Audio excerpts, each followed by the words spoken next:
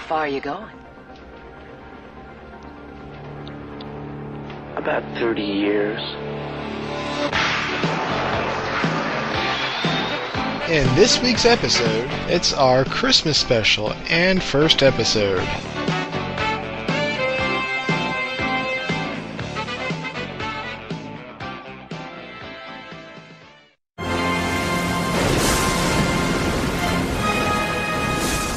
Gentlemen, Merry Christmas to you! Hey, thanks, Doc.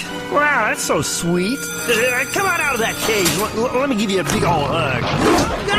Oh, yeah! Take it to the bank, Daddy! My name is... Great! Okay, we're rocking around the Christmas tree. Any requests?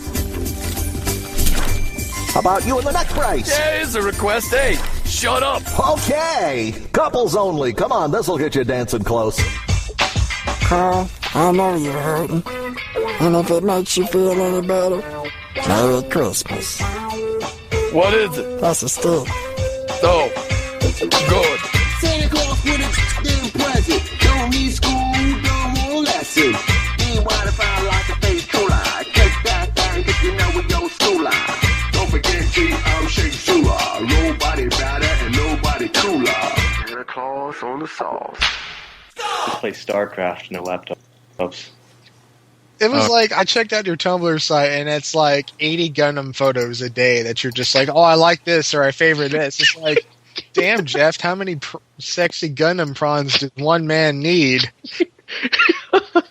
At the speed of light.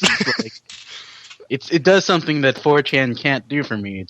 I find it amusing that you say the speed of light using your school's internet connection, because that is like supposed to be an impossible idea and feat to achieve. Yes. It's why I do so good in online video games when I'm bad at video games. I thought the only online game you play and care about is Rune's Scrap. No, I play League of Legends. But I mean, I guess that's more of a sport than a video game. All right. Yes, you're in your obsession with that game. Okay. All right. So, how are we starting this show? Is it started? Yeah, I started recording already. Oh, good. Like a minute ago. So yeah, this is our inaugural first episode of the Anime of Yesteryear podcast. And I think with our record as podcasters, I think our tagline should be third time's the charm. Man, that's reminding me of the podcast I tried to start before I started Graruru. It's like the marine life and anime podcast. I think Graruru was my attempt to just match the spirit of let's talk about sea animals and anime at the same time. Basically live action hentai, which is why I'm not allowed at the aquarium anymore. Did you do like a video podcast where you're like at the aquarium, like, you see that tentacle right there? That's the same tentacle that they used in Urutsuki Joji when they tentacle raped that girl. There's some hot stuff. Nah. I think I was, good times. But, I think we should probably do introductions because, I guess to make a story short, this a podcast that everyone's listening to, if anyone listens to our first episode, we came from another podcast, which came from another podcast. We had sort of a falling out between another member of the Cybernauts cast, and there was a bunch of stupid drama, which, Jeff, I actually sent you a file of that interview through your Daily Anime Podcast email. If you haven't gotten it, check it out. So you know about it. I clicked the Dropbox links and it wouldn't let me get it. Oh, are you serious? Yeah. I guess I can send it to you on Skype. Yeah, I'm not sure if I'm ever going to do anything with that episode, but I listened to it and, it's actually pretty funny in a very sad way. All of it. I don't think that can be edited enough that it can be, good. I'm not even going to attempt to try, to be honest. I heard, I kind of skimmed through the interview, and I listened to it again. Like the beginning of it wasn't that bad, and then once it got to certain like questions about aliens and like personalities with celebrities and confusing guests, and then it really all came together when TY came on and just like added stupid stuff. But then like even with his jokes and the lagging and everything, it was just like there's nothing salvageable about this. And I just kind of laughed at it. I wish we got that. I wish we got the ending to that where like after the recording, if you just left it going, and like you recorded like Andy going off on TY, and he's like, "You're one of those kids who play Halo, aren't you?"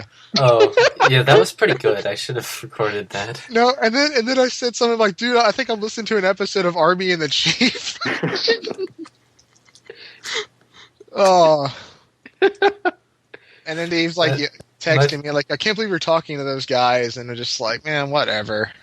I think the best part was when Andy asked TY if he believed in the Nibiru thing because of his username, and TY was like, "What do you mean believe? I don't understand." And he was like acting ignorant about it or whatever. And then Andy was just like, "Shut up, just shut up, okay? Shut up. I'm sick and tired of you. You're nothing but a gay ass faggot. Just shut up." Yeah, that part was great. Oh, and I was just like, it's like, man, TY, he's got to you. But, anyways, yeah, that's pretty much what ended the podcast, I guess. I don't know, but this Went new out well. Yeah, I think we went out on a bang, so to speak. It's like a band breaking up. Well, the podcast is nothing like music at all. And Josh is sounds like with a him. secret episode of AG. If you want to, Well, no one can know about our secret episode. Oh, I forgot. They'll Never find said out on anything. their own. Hidden from the world. and he won't even tell us what that is, even though we're good best podcast buddies. Podcast. So yeah, this is our first episode, and I guess to give a summary of what kind of podcast we are, our vision from episode 1 until whenever we feel like changing it is we're a bunch of dudes that like to talk about old anime because that's kind of what all our reviews have been so far. And I don't know, if we rant on it, we rant on it. If we praise it, we praise it. But we'll talk about other stuff too, so it's not just anime. We'll talk about video games or whatever. So And Ricky-O. yeah, I saw your comment on, I think, Facebook or something. Yeah, you and me got to team up and talk about Ricky-O. The best Chinese movie ever made. I think it's the best movie ever made. Quite possibly. It's in my top 5. No, it's in my top 3 best movies. Like, it's that good to me. I love it that much. It is up there. I put it right next to Citizen Kane. I'm trying to think what my number 1 movie... Like, I have a number 1. It's hard for me to think right now, but, like, Battle Royale and Ricky-O are up there. And then I think Back to the Future and then Alien. I put it above Casablanca. I haven't even seen that movie. It's definitely worth being above Casablanca. Isn't that right, Andy? What? Okay. Ricky-O? Yeah, best movie. Exactly. All right, well, this is our Christmas episode. Yeah, we're going to have a Christmas special as our first episode. But who cares? And I guess we'll go around and share how our Christmas vacation and stuff we got, and to show how rich we are and how rich our parents are who got us other crap than the other person.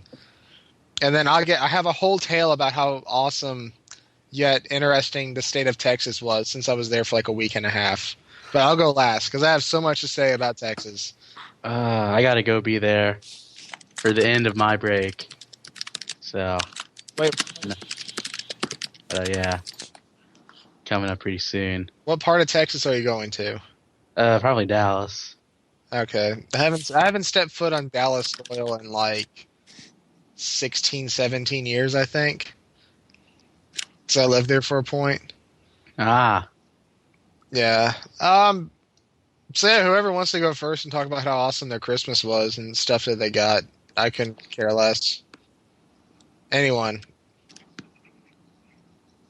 I went to a party that I hated, and I got manga. So, wasn't that awesome, really? wait, I thought you hung out with the dog. Yeah, that was the best part of the party, man. Dogs are awesome. Did you go to the party because there was a girl there, or just you got invited from some friends or something? That's the only reason I ever go to any party, and it never works out. Yep. Yeah. What kind of mangas did you get? I got 7 Billion Needles, which is a vertical manga based on an old hard SF novel, which is not bad. I pretty much, at this point, anything vertical releases tends to be the only manga I'm interested in. But yeah, that was about it for me. Oh, and also a Blu-ray, which is not playing on my region player because you're telling me about that. How like you got Fully Cooley on Blu-ray, but apparently Funimation likes to region lock their Blu-ray disc, and you can't. Yeah, fuck those guys. You know, and they even do it in their YouTube videos. I forgot about that. No one else does that either. That's just Funimation. No other anime company seems to region block their Blu-rays. Unfortunately, Funimation kind of has the monopoly. Yeah, they do. Until they fall down eventually. Well, has anyone even released Fully Cooley in the region that you're in, or no? Well, yeah, but not on Blu-ray. And I'm kind of at the point where I don't want to buy DVDs anymore. Yeah. Oh, you're like a Blu-ray snob? I guess so, yeah. I'm going to own this shit. Are there not region-free Blu-ray players? They're very expensive. They're like $200. I was telling Andy, like, he can probably get himself, like, an American one for half that price. If not less, plus shipping. How much? So a regular Blu-ray is just $100? I got one for Christmas a couple years ago, but I don't know how much they paid for it. I think they're now, like, below the $100 range in the States. Yeah. I know that's how much my mom got her Blu-ray player for. So, like, we have, like, no Blu-rays except for Summer Wars. That's it. Or one Blu-ray thing. And, yeah. I should start getting Blu-rays. I guess in terms of anime, the only Blu-ray that I have for those is Redline, Akira. That's a good one to have. I've seen Redline, I just haven't seen it on Blu-ray yet because I want to see it with some people. I got Akira on Blu-ray, which that is gorgeous to look at, which is already a gorgeously good-looking movie. That Ghost in the Shell 2.0 movie that I got for like less than $10 a couple years ago that has not opened. And Evangelion 2.0. You know, Evangelion 2.0, when you put that on Blu-ray, it doesn't look that good. Those movies take a long time to come out, and you really notice on Blu-ray, like, there's a lot of shitty CGI in that movie. All the crowd scenes have CGI people walking around. Like, when I saw it about a year and a half ago, I thought it was a fantastic movie to look at. I guess because I just haven't seen a lot of Blu-ray movies. I mean, I own them, I just haven't sat down to watch all of them in Blu-ray yet. I saw the movie in the cinema at first, and when I saw it on Blu-ray, it's like, wow, there's a lot of weird-looking CGI Lego people walking around. I don't know. I've still got like sealed Blu-ray movies on my shelf, like Universal Soldier, The Terminator is another one, X-Men Origins Wolverine because I got that really cheap. That should never be watched. I'm happy I didn't see it. I don't know. I was just like, I like that movie, kind of. I mean, I saw it in theaters. Actually, you know what? It's not that bad. I'm bad mouthing that movie, but you know what? I enjoy that more than X-Men 3. It is more enjoyable to me than like X-Men 3. Yeah, that's true. Yeah, it's not good, but it's better than X-Men 3. It does have like, sci-fi original CGI flaws, but I can forgive that. It's mostly just action. You ever, what was it? Mega it's just 64 kind of a dumb action movie. I was going to say, Mega 64 did a spoof when like the X-Men Origins game came out. Like, I think it was Derek was like, yeah, I'm going to go see X-Men. And then like he comes back like 30 hours later and he's like, oh man, that was the best movie ever. And he was like talking about all this stuff. And it's like, dude, that was in the game. And he's like, what are you talking about? It was in the movie. And it's like, dude, that movie's going to win an Academy Award. And then they have a scene where it's like best or like best comic book movie, X-Men Origins Wolverine. It was like the PS3 game. He's like, I told you guys. Which is implying that the video game is much better than the movie, which I actually own the game on 360 and I played it. That was a lot of fun. Really? It's better than the movie? I think so. I don't know. I didn't really finish the game, but... The X-Men movie from like a year or two ago was pretty good. It was better than the last two.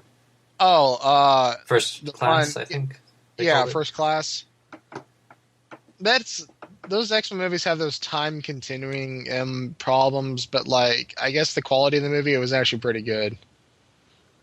Oh, they messed up the time in it or something? Well, I mean, because if you think about the time that stuff happens in like the older movies and in First Class, like there's some things that don't match up, I guess. Oh, I wasn't sure if it was supposed to be like in continuity with those or not. It was kind of ambiguous. I've talked to other people who like focus on those movies and like, no, there's a bit of some conflicts in those. And I'm like, I guess. I don't know. Like, I mean, Emma Frost is like half naked through the whole movie. I don't know. I like that. She's pretty hot.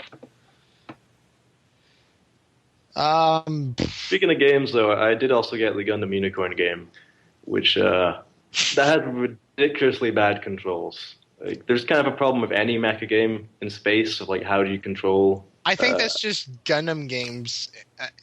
Well, but it's also when you think about it, you got a humanoid robot in like a 360 dimensional space. Like it's sort of hard to move it around and have the camera work. And the controls are now just terrible. It's like X to move forward and to move your camera around, you have to lock onto things. But yeah, you're right. Gundam games in general, you have to be a pretty big fan to enjoy them. The only Gundam games I can think of that require them in space is like Federation versus Zeon and like the Gundam versus Zeta Gundam games. And then also there's Encounters in Space, which I thought the Encounters in Space game, because I played the heck out of that in high school, I thought that had a pretty good control scheme. But then I also have to remember that when I play Gundam games, it takes me about 15 minutes to get used to the controls. And then after that, It's just a fun game. Yeah, that's pretty much true. I think the problem with this is like it's made by From Software, and they did stuff like Demon Souls and Dark Souls. So basically games with huge delays on your attacks, which is somehow that's like the appeal to some people, but I just find that shit annoying. Wait, like when you press the triangle button to swing your sword and it takes 5 seconds for the animation to happen. Some people like the lag. Go ahead. Some people like the lag. That's the appeal. Yeah, like that is an appeal of that kind of game to some people. Like the people who love Dark Souls and Demon Souls and Zombie U, the amount of thinking it takes, and I guess the kind of measured sort of gameplay of that delay, for some reason that appeals to me, but it just annoys the hell out of me. So it's like they get to experience what it's like to be able to plan things out like a new type? I guess so, man. Is that... I'm a new type. Except really it just feels like you're really slow in a fast environment. But... Like a slow new type, okay. A mentally challenged Asperger autistic new type. Like all of them? Amaro, come on. These kids are autists. They love Sonic the Hedgehog. But I was saying this to you before the show, Dustin, like the only game that people genuinely say is a good Gundam game is 0081 Senki. Yeah, that's... Even that, when it comes down to it, it's not shitty. Like, we all say it's a great game, but really it's just the only Gundam game with normal... It is the most non-crappy Gundam game out there. Exactly.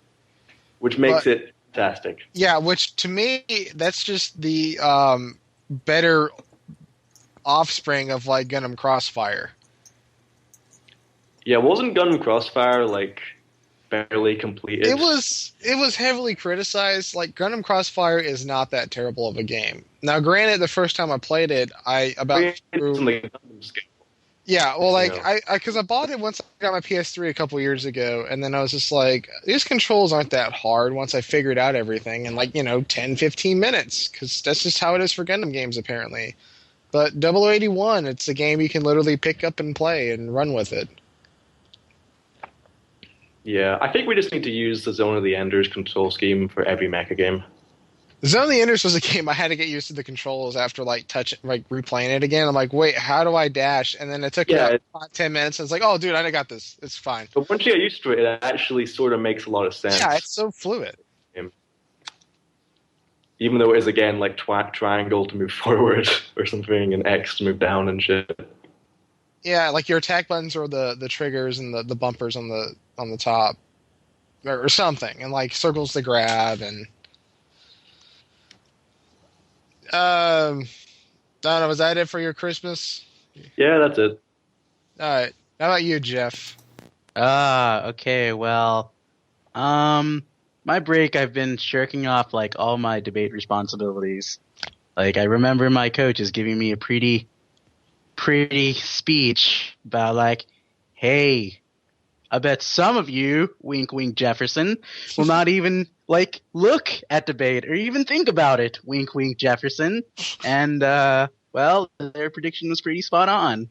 And I have been sitting around staring at walls, like occasionally watching anime, occasionally just leaving my computer on all day, not even at my computer. It's been pretty great. I got some money to pay the rent and a jacket from my father. Nice. Yeah, I haven't seen him in forever. I don't even know where he is right now. But yeah, he got me something. Mom got me some money to pay the rent. And a friend of mine gave me Jade Wukong, a skin on League of Legends. Yeah, that's what I got for Christmas. And I mean, also, there's kind of like random $200 from the university that they forgot to reimburse me. So, woo, yeah, right on. Money is always good. Let's see what else. I got a new phone, but that was from Christmas money. So that's the extent. What is your new phone? I got a big ass Samsung Galaxy S2. I just kind of like, well, my phone literally just died after finals week. And I was without a phone for like a good week or so, which was fantastic because that meant my mom couldn't call me 5 times a day. So I had like so much peace and quiet. I was like, whoa, what is this? I can just lie down on the floor and roll around. I don't really want to, but I'm going to do it anyways because I'm free. I can stare at my dogs and they can stare back. This is fantastic. And yeah, it was so peaceful. And like, even now, like, nobody's really calling me, which is fantastic. Like, normally you're like, oh man, forever alone. It's like, no, I don't want to be bothered all the time. I just want to enjoy like my last day of peace before I have to go and see human beings again. But I also realized something, that if you don't watch TV, listen to the radio, or go out, the Christmas cheer and the feels, you know, that you're supposed to have, they don't come. It's like you got to go out there and do things and see people in order to feel Christmas. So yeah, I know exactly how you feel. Like, I don't like cell phones that much, especially people calling me. And certain people would call me about stupid stuff. I'm not really up for editing any of my podcast stuff. So whatever we say, it's pretty much left in. So I have to self-censor and edit myself before I say things. But I didn't give a name, so it's cool. I wonder who you could be talking about. Yeah. I can't think of who that person was. But no, like, I worked that cell phone customer service job for 2.5 years, and man, I hate cell phone service and everything. I like when people have to charge for data plans and bull crap, and it's just like, whatever. And like, it's like I feel better if people text me stuff instead of like calling me. Yeah. Like, you don't want to be one of those guys that has to like get up and like walk to the other side of the restaurant or the place to have a conversation about something, or like, you know, you're talking around people and like you have to talk over them, which makes you a loudmouth butthole in front of everyone else. When texting is there to basically like, hey, I need to ask you something, and you're just like, oh, okay, cool, and you can still listen to the like restaurant conversation or whatever and type to this person and not really interrupt, or you have to move anywhere. yeah. I think sorry. Someone might be kind of old school where they don't really text as much, you know. But yeah, I don't know. I don't think he's going to listen to this. Maybe, or that person. All right. I don't know. I guess. Do you have anything else you want to add about your Christmas? Places you went, things you did. I gave a girl a phone number. Has she called back? No, I hope she does. Who was it? Just one of my old coworkers. I was just like, hey, OEG's great. If you're ever in the area, here's my phone number. That's it. I didn't ask for hers because like that's the right way to do it. So I was like, I'm gonna do it the autistic way. Just give her mine. You're doing it the 13-year-old like shy around girls way. Yeah. This is the autistic. Wait, what's the non-shy around girls way? You're like, hey baby, I need your number. Give me them digits. But not really say it like that. I don't know. Something like that. Yeah, that's like the mystery-approved PUA, Ray. All right. Now what you're supposed to do is just to grab her to the side and say, hey, make one wrong move and give me your phone number. No, dude, you gotta go 13 that shit, man. just look at her and drop her pants.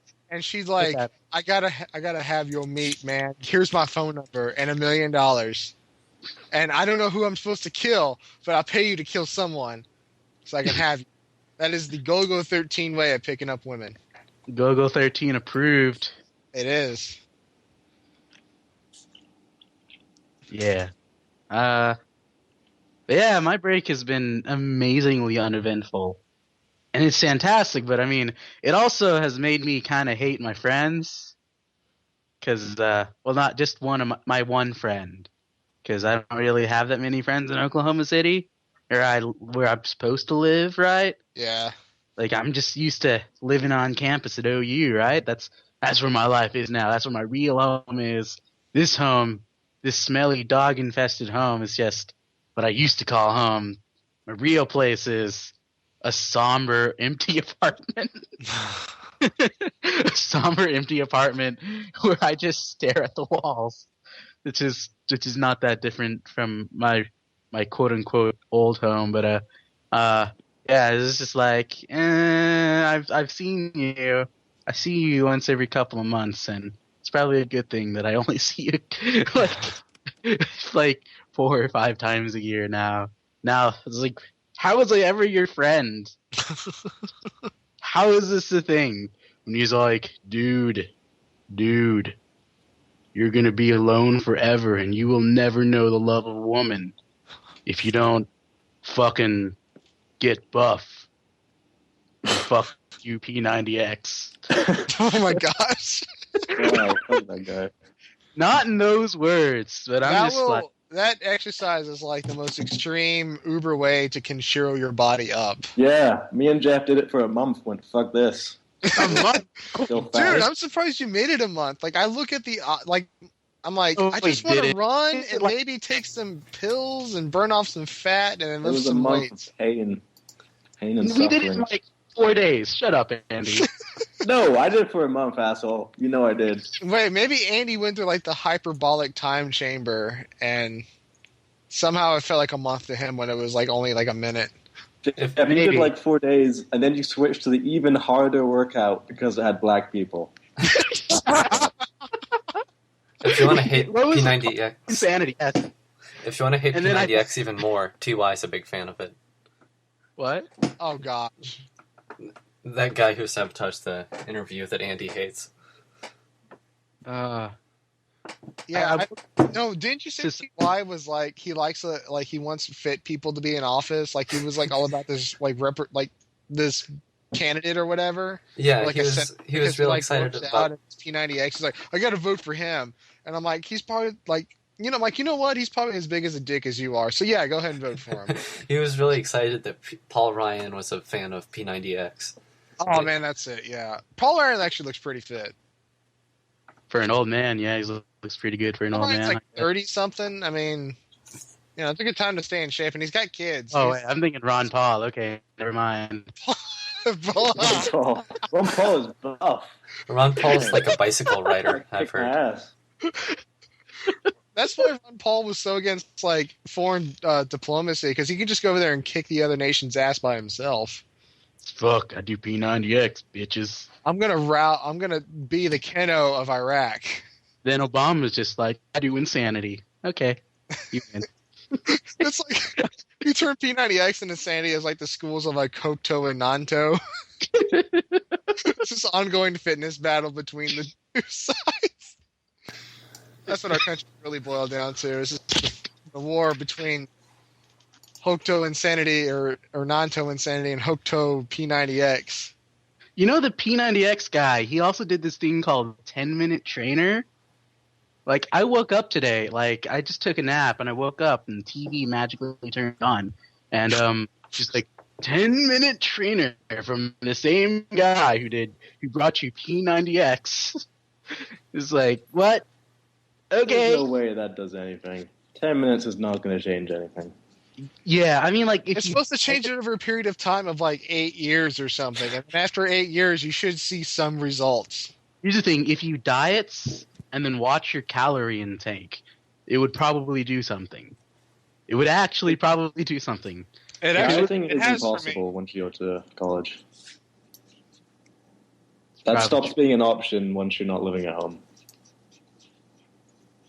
I've lost a lot of weight, like in the past year or so, just starting to drink more water. You know, when I do a Coke, it's mostly like Coca-Cola. It's not Diet Coke, but it's like the other Coke. The Coke Zero is the other thing I do because it has 0 calories in it. But I don't drink like 8 of those a day or something. It's just like, once a day or once every few days or something. So it's in moderation. Then I eat a lot of chicken. And I do eat salads, and that helps. Yeah. I remember a coworker at work, he was just like, dude, I understand. I understand your pain. I was once in your shoes. I was probably even heavier than you. I was like, all right, I can listen to you. Because you're appealing to my sense of, like me. Not like this Mexican over here lying to me. Yeah. All right. Yeah. You got anything else to say? Bartender is a pretty manly show. And yeah, that's about it. All right. That is my break. All right, Josh, how was your Christmas? Your break? It was alright. I mean, went to my dad's side of the family, then went to my mom's side of the family, got a 360 for my parents, so... Oh, nice. It's alright. Yep. What games did you get for it, or have you got anything for it yet? Well, let's see, I got, the new Sega All-Stars Racing and Arkham Asylum. Oh, nice. And we also, a few months ago at the Halloween party at the school, I won a copy of the new Tekken game. So, wait, is that for the 360? Is that Tekken Tag Tournament 2 or? No, I think it's Tekken 4. I've never really played a Tekken game, so Tekken 4 came out when I was in high school. Oh well, I don't know. It's for the 360. That's all I know. All right, it might be Tekken 5 or something. Maybe. I also bought Blue Dragon. So. Oh, that was that Akira Toriyama design game. I've never played it. Yeah, Blue Dragon came out like when the 360 first came out. Yeah. Dude, if you get Dead or Alive 4, we can like go online and verse each other and suck. Maybe. It looks like Tekken 6 was for 360, but I don't think. Oh, maybe it was Tekken 6. It was a Tekken game. That's all I know. I've got Tekken 6 for PS3 because I wanted to play a Tekken game just so I can play one. Andy, you got something to say? Oh, I was just going to ask how that Blue Dragon game was because I didn't really hear much about it apart from Toriyama's involvement. We haven't set up the 360 yet, so. I know they made a show. They made a show out of that, but I never heard any reviews of it or like what the general consensus was.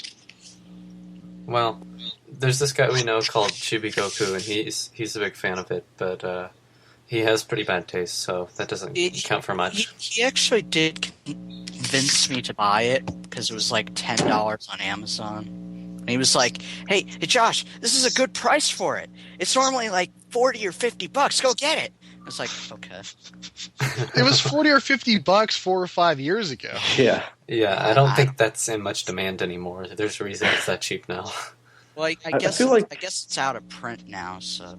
Oh. I feel like I'm at the point with JRPGs where the only thing I can bring myself to care about is Persona, and any other JRPG franchise seems to have gone pretty shitty in the last 7 years. I have got to play the 4th game some more and finish Oh, it. It's been a few years. I'm lazy.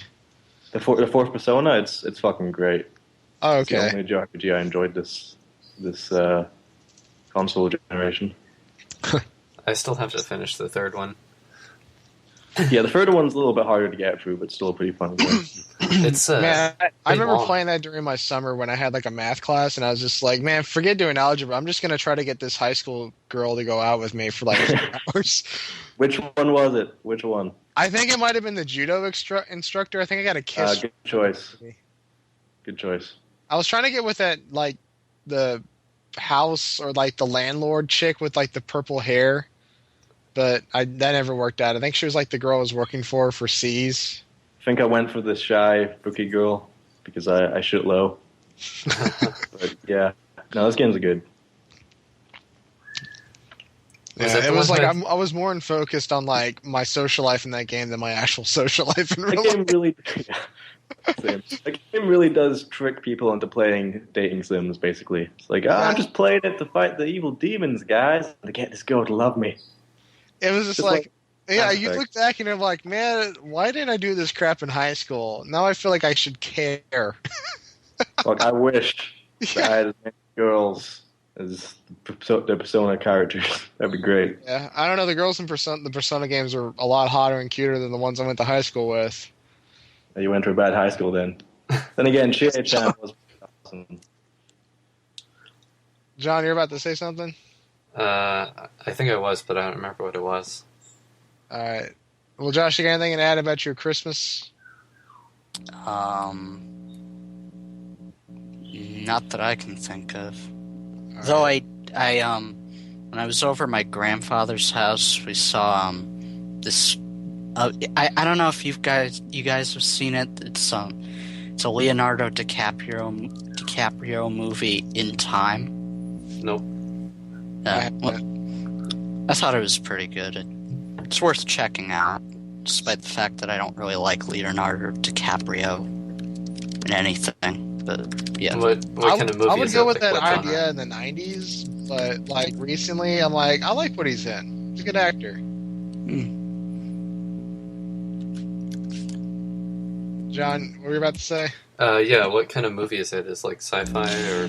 Yeah, it's a sci-fi movie that's like basically like everyone is genetically engineered to stop aging at 25, and then when they hit 25, this clock that's underneath their skin starts up, and its time is basically the currency in their world. So it's like they can earn time or they can spend time. Oh. And then when the time reaches 0, they die. This kind of reminds me of Logan's Run. Wait, that movie came out a couple years ago, I think. Yeah. Yeah, okay. I think that was on TV the other day. My brother was telling me that. He's just like, no, don't watch it. It's actually pretty good. I'm like, all right, well, check it out one day. I thought Justin Timberlake was in that movie. He is. Oh, maybe it was Justin Timberlake.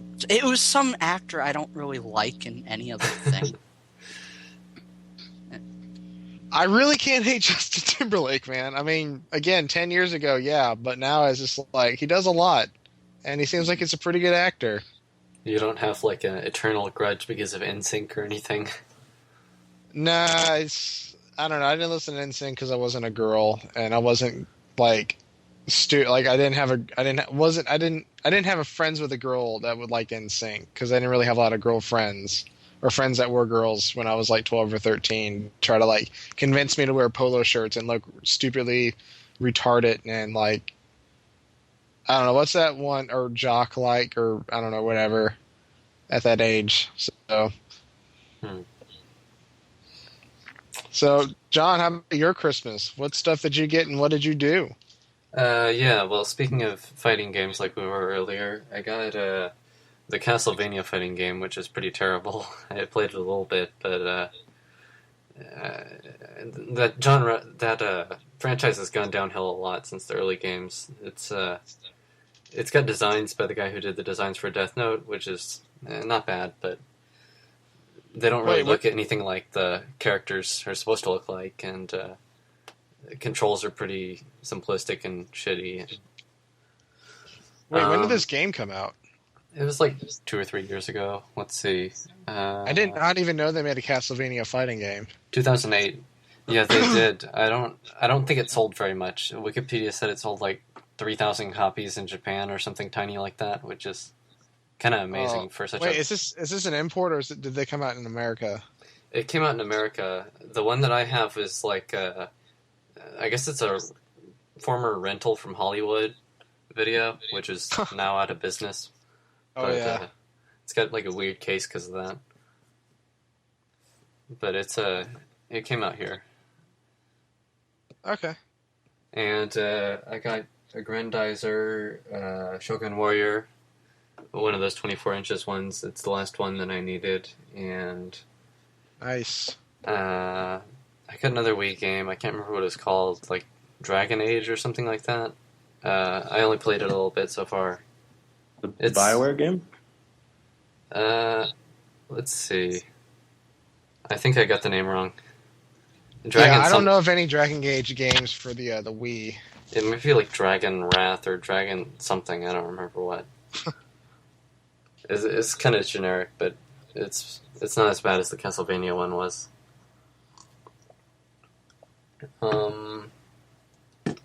Let's see, what else did I get? My parents got me an herb grinder for my weed. I don't know what else. Good parents. Well, and just to clarify, in case anybody's offended by that, John has a green card from his state of Arizona that it's okay for him to have weed because of his Crohn's disease. And plus, he's on that side of the country where it's going to be illegal anyway, so who cares? Right, the cops listening can't bust me now because we've made a disclaimer. You just slap that green card in their face a few times from cheek to cheek and be like, you can't touch me. But I wouldn't advise it. Yeah, that might be a bad idea. Yeah. So, how was your Texas trip?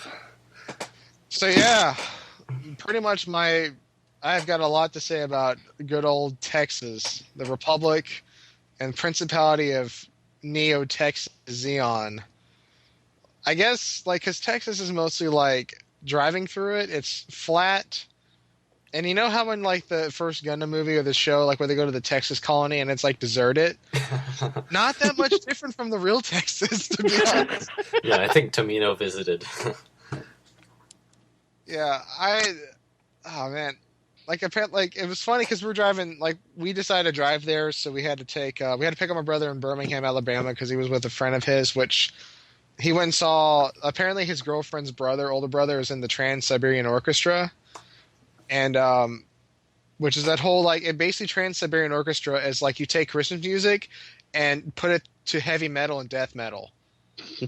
Now, there's a story with that too, and I will get to that. Because we got to go see him live. And I will get to that. But, on my way there to Texas, I was in Mississippi or something, and we stopped at a Wendy's. And this is the second time this has happened regarding meeting other cool anime fans out there.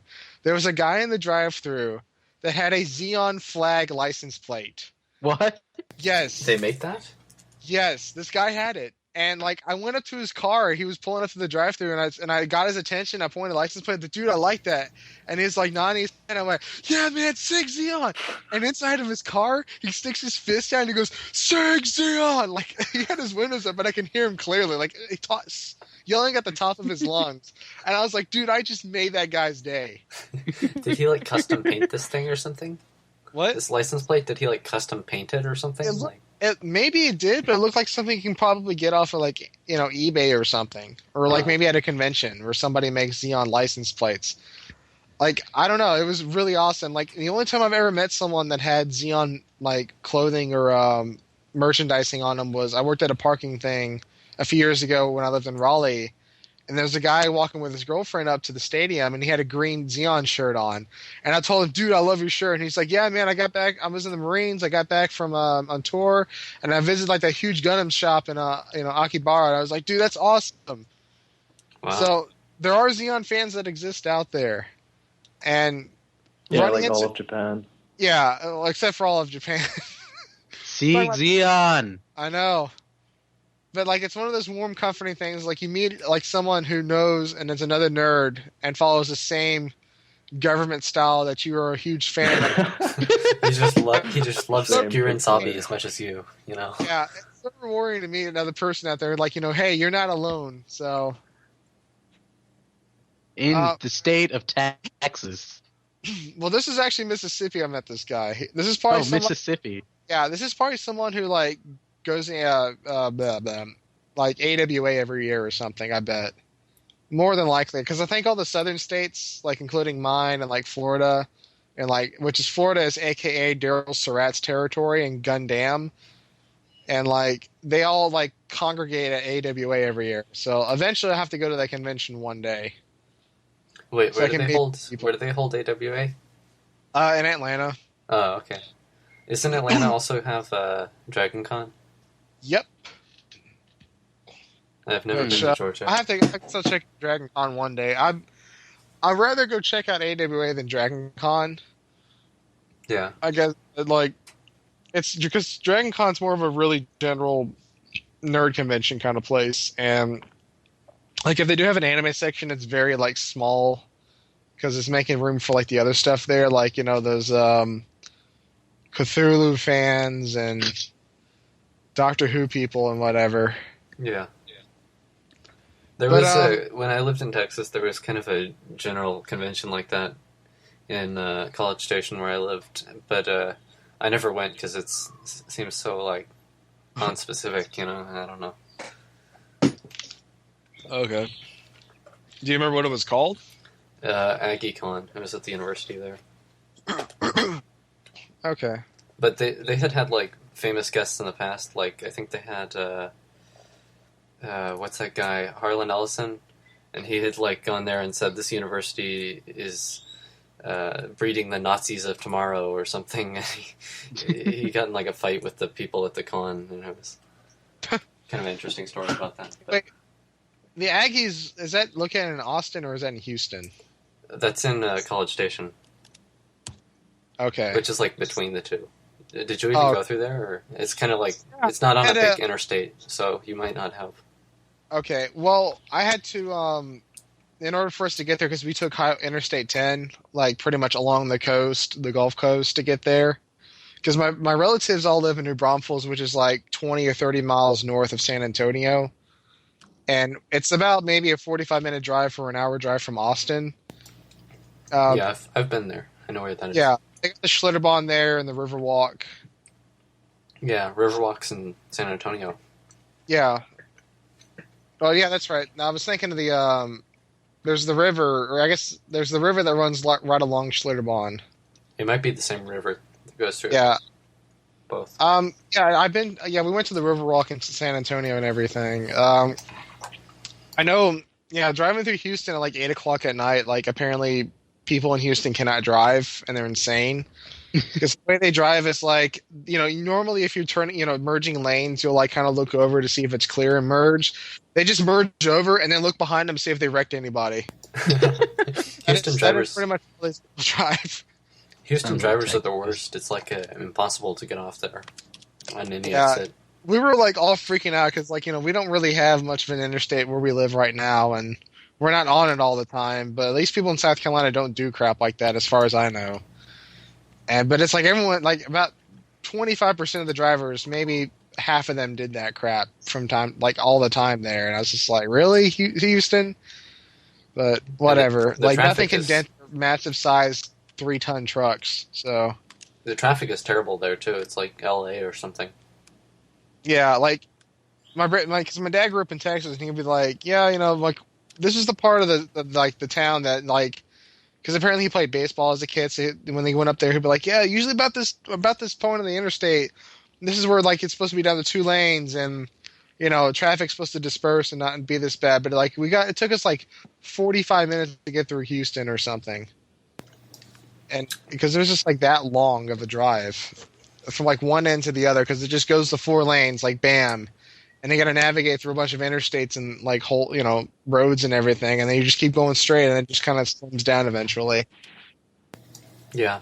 I think people get in a lot of wrecks in Houston. There was this comic shop there I used to go to called Nan's, and there was this guy who had like a Santa car that had like a bunch of hood ornaments that were like Christmas toys or whatever. And he like wrecked it in Houston because the drivers there are just so terrible. It's the interstate's always being shut down because there's accidents and everything. It's pretty bad. Yeah, well, they have that like Katy something tollway there, which apparently it's like maybe 30 cents, like for a few miles or something. Oh, but you I've can been on that. go like 85 and like not have to worry about traffic. Yeah, that's not as bad. You don't have so much traffic on that thing. Yeah, it's like 2 lanes. Yeah, for that one it was 2 lanes. There's a toll road in Atlanta that was 1. Yeah. I don't know what that was called, but we had to drive through there. Atlanta wasn't too bad the time of day that we hit it, so. Yeah, like apparently from the border, Texas is so big. Like when we hit the border, it was a sign saying from where we were coming from Louisiana, if we wanted to drive to El Paso, it was like 847 miles. And that's one corner of the state to the other.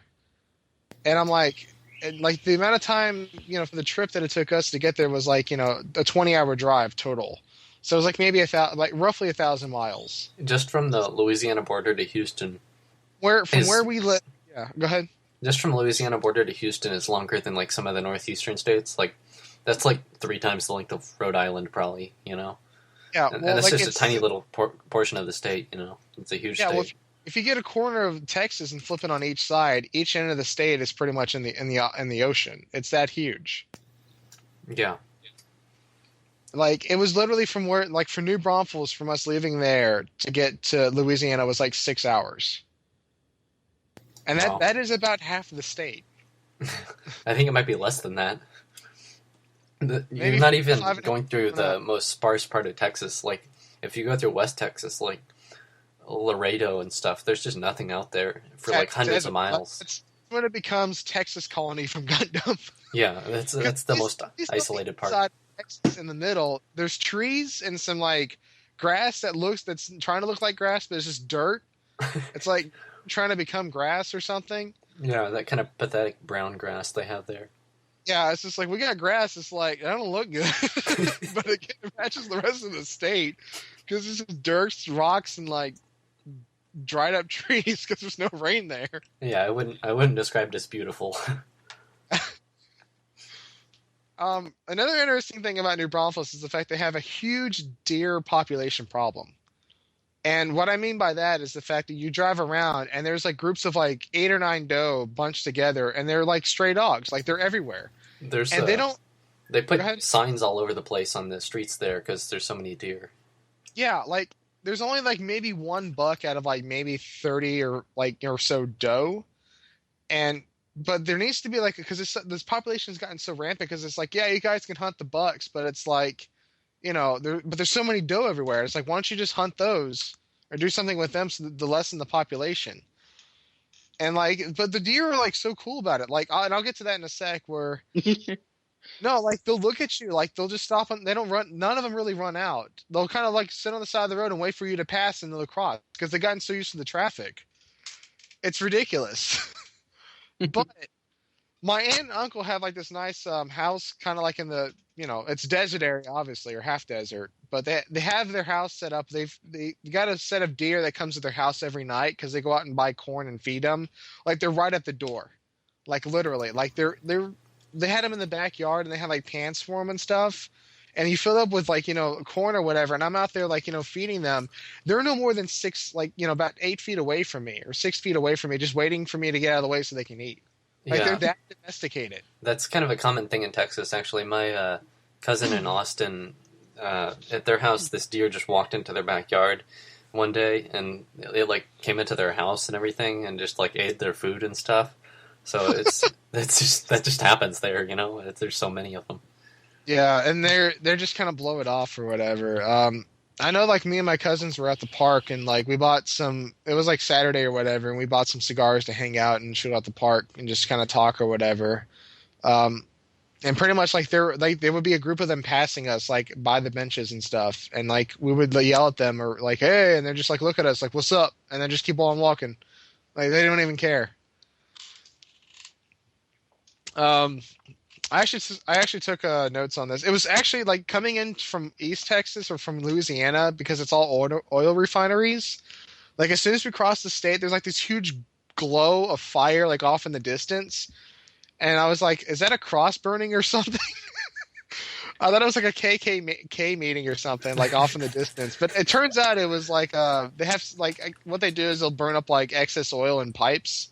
And they'll like, burn a pipe at a time or something. So we drove by one of the oil refineries or like an oil place, and like they were burning one of the pipes, and there's this huge ball of flame, like a fire coming out of it. It was pretty cool. Boy, but I thought it was like a massive cross burning or something. How can gas be down to $2.99 here when they just burn oil in Texas? Like they're just wasting it. It's excess, I guess, because you don't want it to be stuck to the pipes. Like I guess the way I figure it out is like. They must close off one of the pipes so it doesn't doesn't get congested or whatever or clogged up in the I don't know whatever. But like I guess they burn it they kind of like clear it off. Maybe it's just like caked to the pipes or something. I don't know. That's what either. I'm thinking. So my grandparents worked in the oil business in Texas, but I don't know a thing about how that works. That's what I'm assuming because like if you mention excess, like it's extra stuff that's stuck on something. So like if it's oil, you can just burn it off because I mean. But they make so much, freaking damn money there.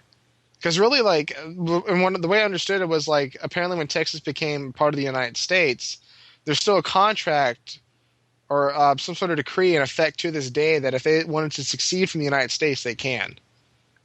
Oh, so really, Texas is such a booming economy where there's so many jobs there. They might as well become a republic and be their own country. How many bumper stickers did you see that said Texas secede? I used to see those all the time in College Station. I didn't see any of those. There was one about like an anti-Obama sticker. It was like something about how Kenya lost its like leader or something like that. Oh, like, is it one village in Kenya is missing its idiot? I saw that one. That was it. I saw that on like someone's big ass Dodge truck or something. I've seen that a lot, and then the other one that's popular in Texas is One Big Ass Mistake America, which is like an acronym for Obama, and they all think that's really clever, and they have that like painted on their cars and stuff.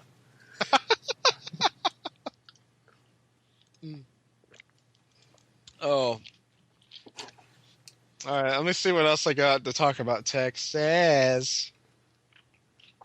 I actually noted some stuff. There is a story. Well, I guess I'll get to that in a sec. But I got to, when I was there, one of the cousins or my relatives I stayed at, my cousin got Halo 4 and I played that. Really, it's what do you think? I don't know. It's kind of like any other Halo game. I mean, it was cool looking. It had a story to it that seemed to grab my attention.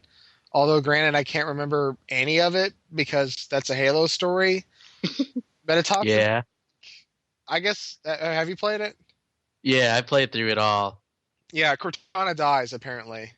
Yeah. And spoiled it. Like I thought, like my cousin was like, "Oh man," like he was egging on that you're going to see Master Chief's face, and then it goes to the black, and he was just like.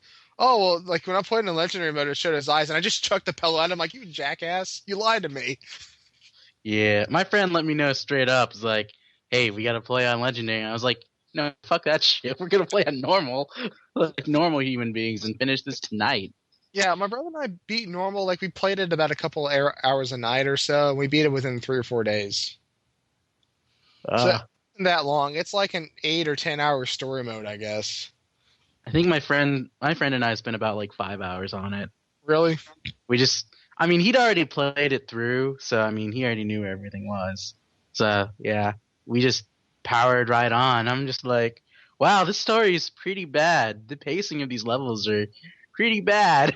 Like the acting was really good about it, but like the story, like I played all those Halo games, and there's a story there. I just don't know what it is because it just doesn't stick so well. Yeah. And Bungie's not good at the storytelling. He was talking to me about like he would read like about Halo, and he's like, I learned more about that series than what I care to know. I didn't read about it. My friends are all massive Halo fans for some reason, Jeff included.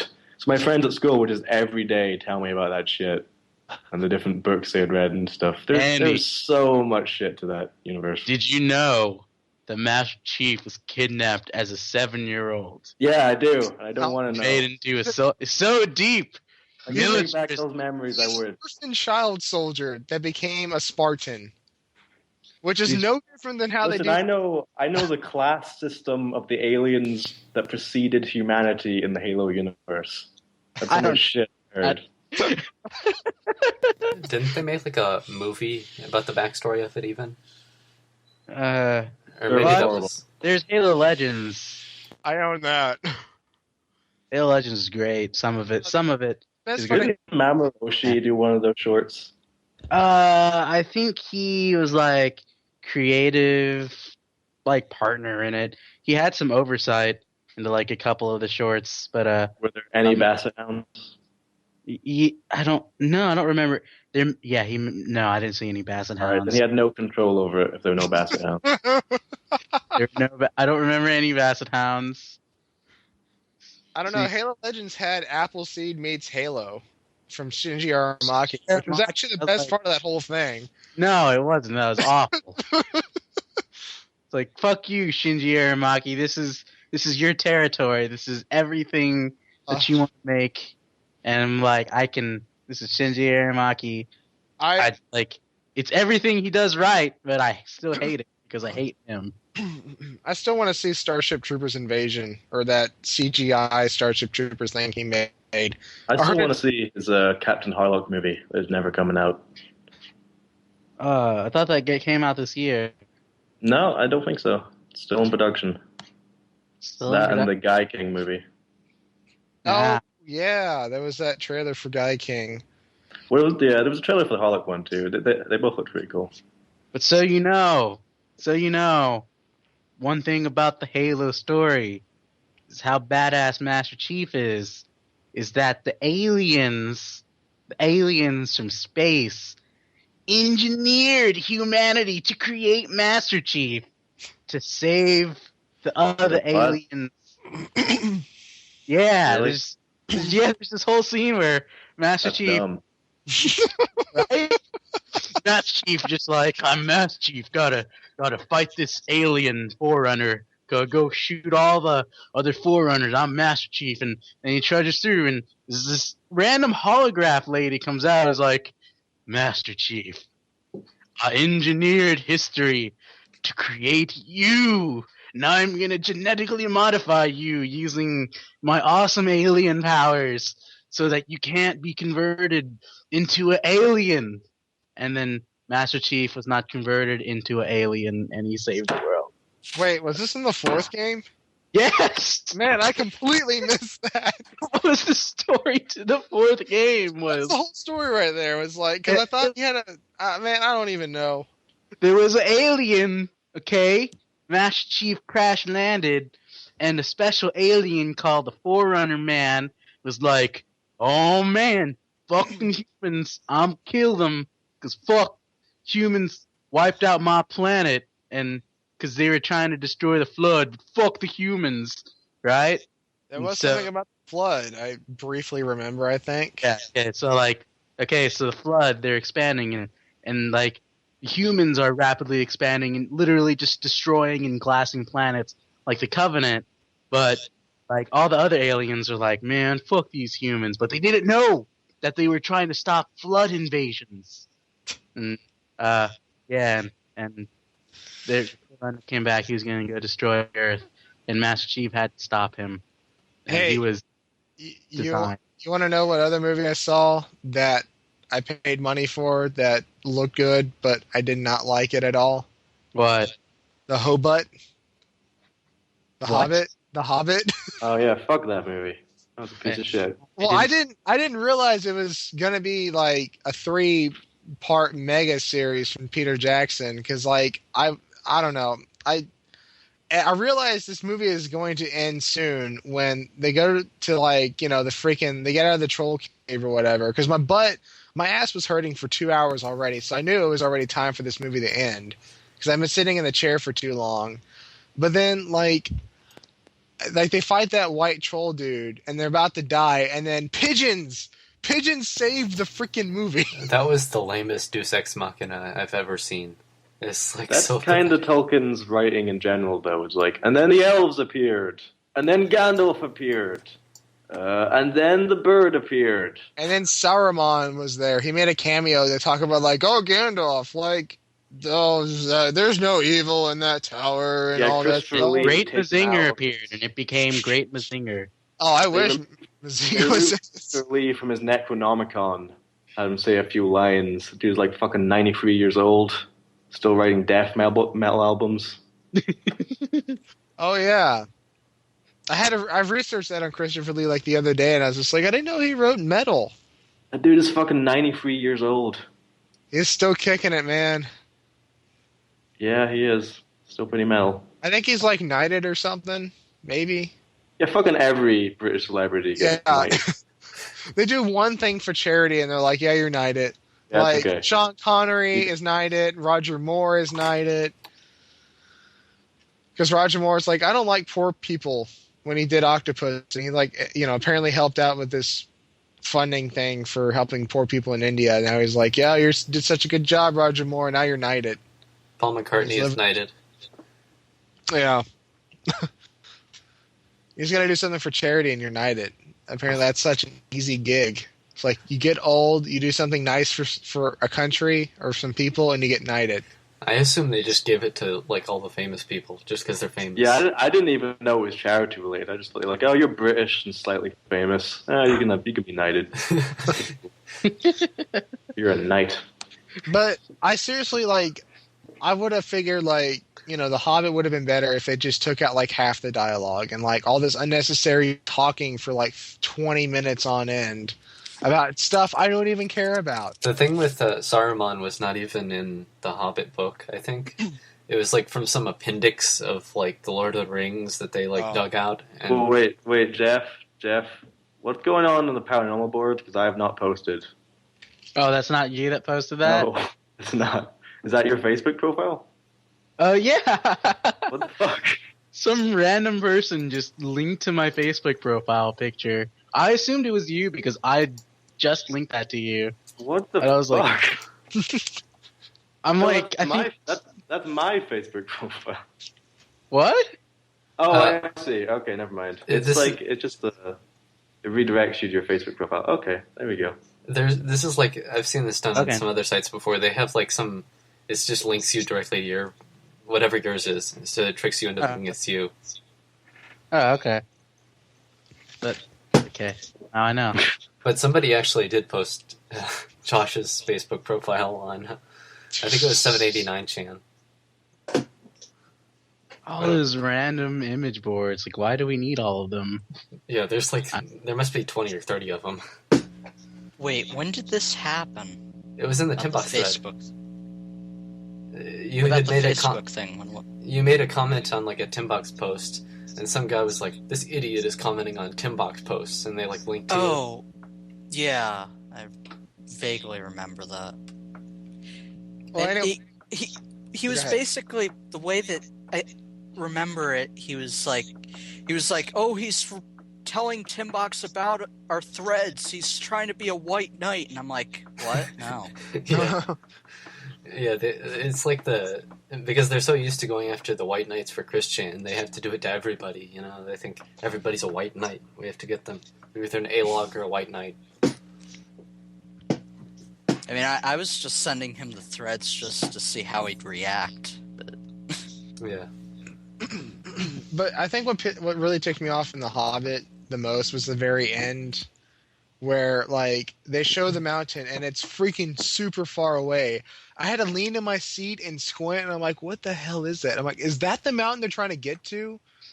Like, what have they been doing this whole time? I thought the movie was going to end during the Gollum scene, like so they could drag Gollum out and have him be in like several movies, but That didn't happen, fortunately. That would have been Yeah, kind of it lame. was like Gollum made a cameo when he got the ring, and I don't think they're ever going to go back to him. So, Yeah, he doesn't show up again. however, the best part of that movie was when he like cheaply drop kicked him as an invisible mode, and then ran out the cave, and Gollum's like,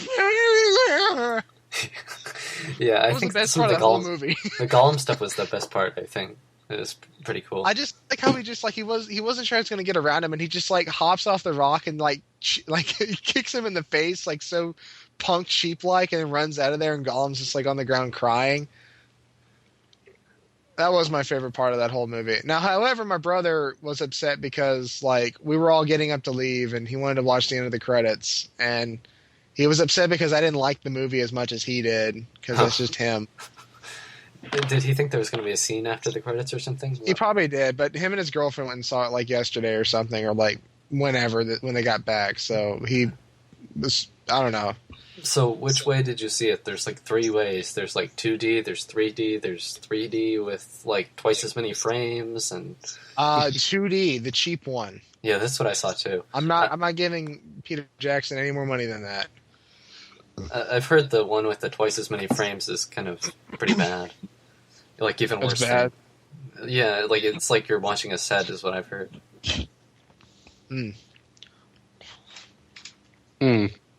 Speaking of movies, any of you guys see Skyfall?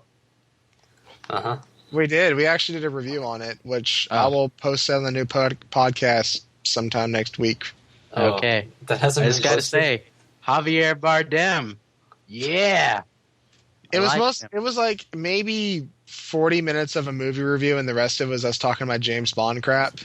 Yeah, I think we mentioned like almost every Bond movie. We talked about every Bond movie, then we mentioned the titles off the books and laughed at them and how bad they sound. Oh, yeah. They're really cliche. Like, they all have, like, Die or Forever, or, you know, it's like... Yeah. I just gotta say, you know the villain? I know the actor for the villain. His name, Javier Bardem. I know him from my Spanish melodramas. I'm just like, oh, man, you made me cry in those movies, you smuggler with cancer, man. He's just trying to do right. Then I see him be like this strange villain in the James Bond movie. It was like, this feels right. Kind of reminds me of the time I saw Antonio Banderas go from Spanish melodramas where he's an in-house rapist who just goes and kidnaps a pop idol in her home, keeps her there, and continuously rapes her, and they fall in love, and what? Then I watch him go into Spy Kids because he's Antonio Banderas. I think the best Bardem is No Country for Old Men. He's really great in that. I haven't seen him in any American movies. I just know I was like, oh my god, it's Javier Bardem. Why is he not speaking Spanish? He's a great actor. Yeah, he's great. He did a good job as a Bond villain. Yeah. Let's see. My Texas escapades continues with. I saw like an awesome car accident. Like, there was this van, like this flower or whatever garden van that was passing us, and I thought I think they were trying to pass my dad, and then wound up driving in the median, or like the median grass between like the interstate and like the side road next to it, and the guy just wound up losing control and like slamming right into a light post, and then like on the opposite side of the road he's just like slamming on his brakes, so you just see nothing but smoke or whatever, and he apparently shredded his tire, which I thought like he might have passed my dad and his tire popped and he lost control, or I don't know, but that was something cool I saw. And I took photos of it. I wanted to give it to an insurance company and get the police report so I can get some money, but it's probably too late to do that. So, but whatever. Also, oh crap. Anyone getting a problem with this call? Hold on. No. Oh man, it's just me then. What is the issue, internet? Seriously? What did I do? Hold up. It says I'm connected. We can hear you. Alright, well if you can hear me, I don't know what Skype's doing. They're just retarded. Skype just sucks. Yeah. All right. Well, anyways, I went and saw the Trans-Siberian Orchestra. The way it was set up was my brother went with his girlfriend to see her brother. They got backstage passes and they got to talk to him and everything. And he hung out with them and the family for a few days before we arrived. And we asked his brother because we were going to be in Texas and they had tickets for Cypress Springs, which is next to Austin, I think. And we got to see them play over there. But like he hooked us up with some tickets, and it was really just us trying to get in because he's like, yeah, you might get some nosebleeds. I'm not sure what kind of tickets you're going to get. And we're like, okay, cool. We'd like to go see him and everything and see the show. He wound up giving us like $200 a piece tickets or seats 40 feet from the freaking stage. Like this is on the floor. And we got these tickets and they said floor 2. I'm like, well, where's that? And we talked to these custodian people. Like, oh yeah, that's this way. And we walk past the sound. We're like walking up the middle of the aisle, like in the middle, like down, like below. And we're like, no, about 40 feet from the stage. And we're like, holy crap, I love this guy. And it was a good show. Like it was basically Trans-Siberian Orchestra is like, again, Christmas with metal music. They had a story with it. And like they had this black narrator dude, and I was just like, "Oh, that's cool," but I couldn't tell you what the story was because it was just like, I guess that's important. It was something about like a guy who like abandoned his kid who had like Asperger's or like had Down syndrome, and then he meets his kid at a foster home, and he's teaching other kids, I don't know, helping them with their symptoms. I guess that's what the story was. And then like after that, it was like 40 minutes of nothing but like a jam out session. And then, like, the main singer or whatever was just like, yeah, that was fun, but here's what we really want to play. And then it was just them just rocking out for 40 minutes.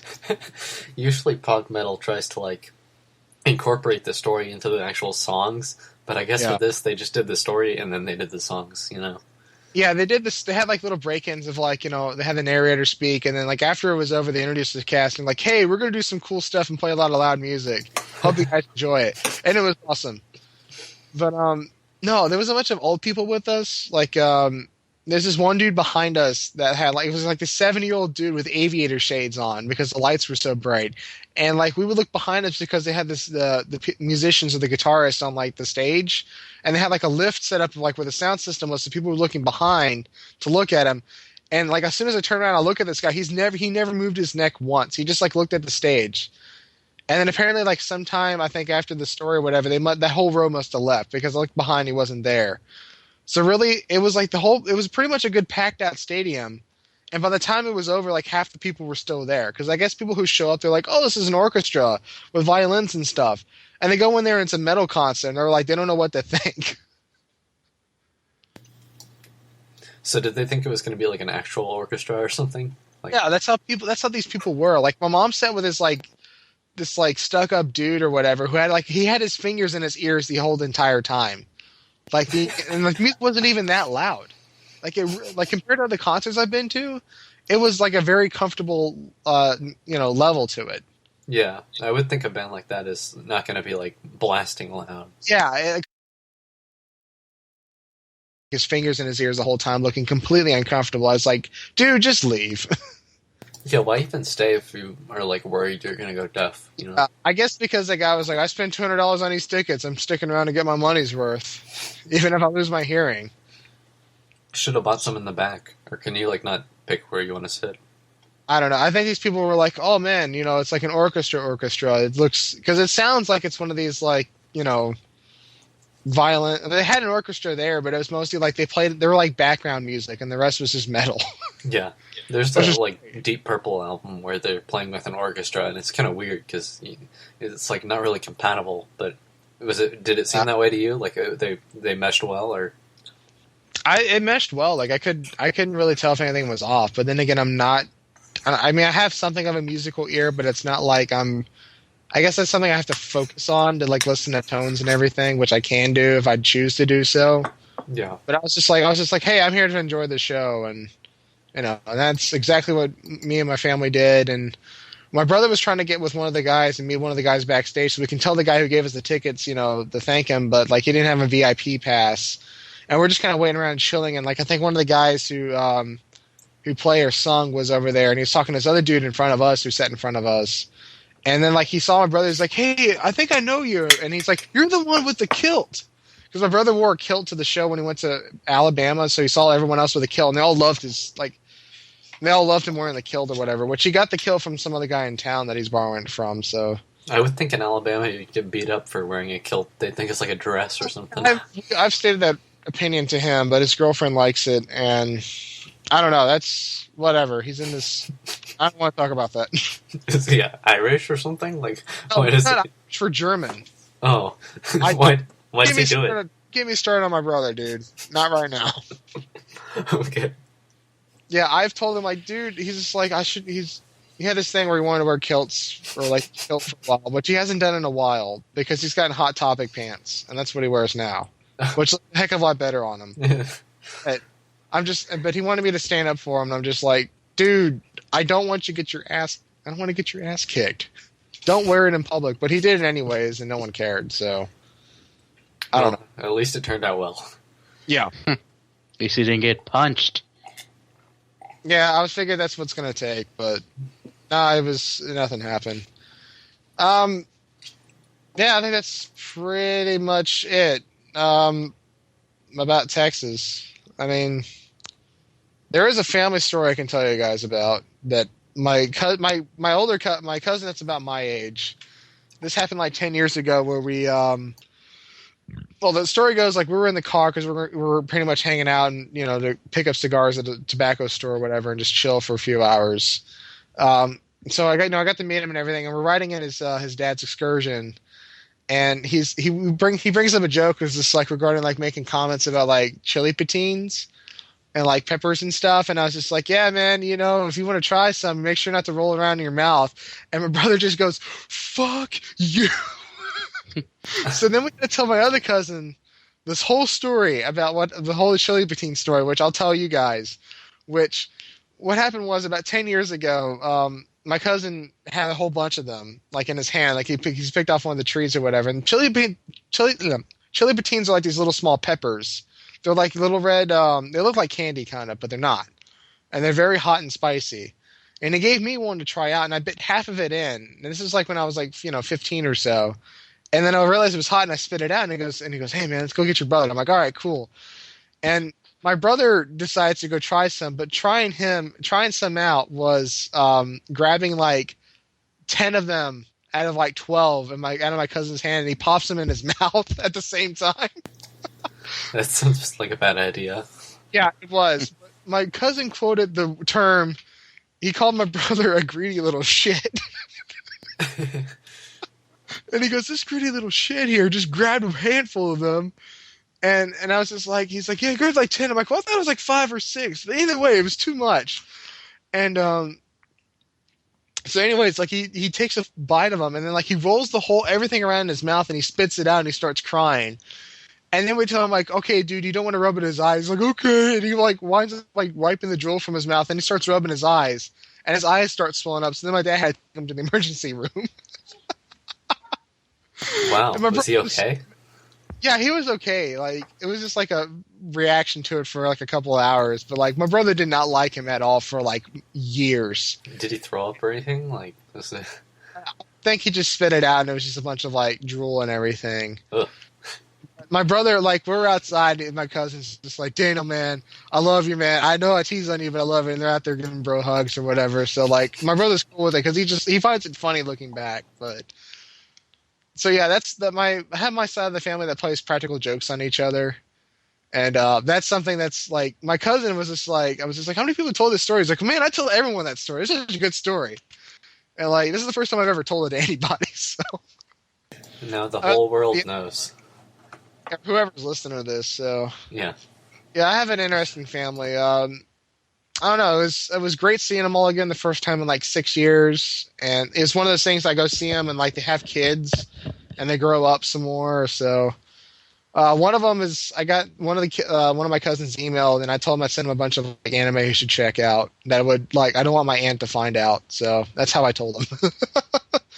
Sounds like the way to do it. Yeah, I'm just like, yeah, I'll give you some links to like, Violence Jack and Mad Bull 34.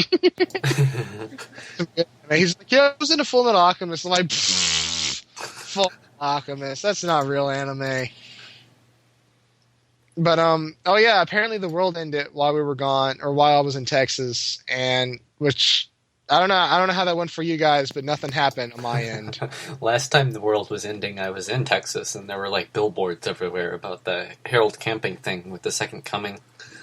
Oh yeah, and then that didn't happen. Yeah, but I don't think people took this one as seriously because nobody believes in the Mayan religion or anything.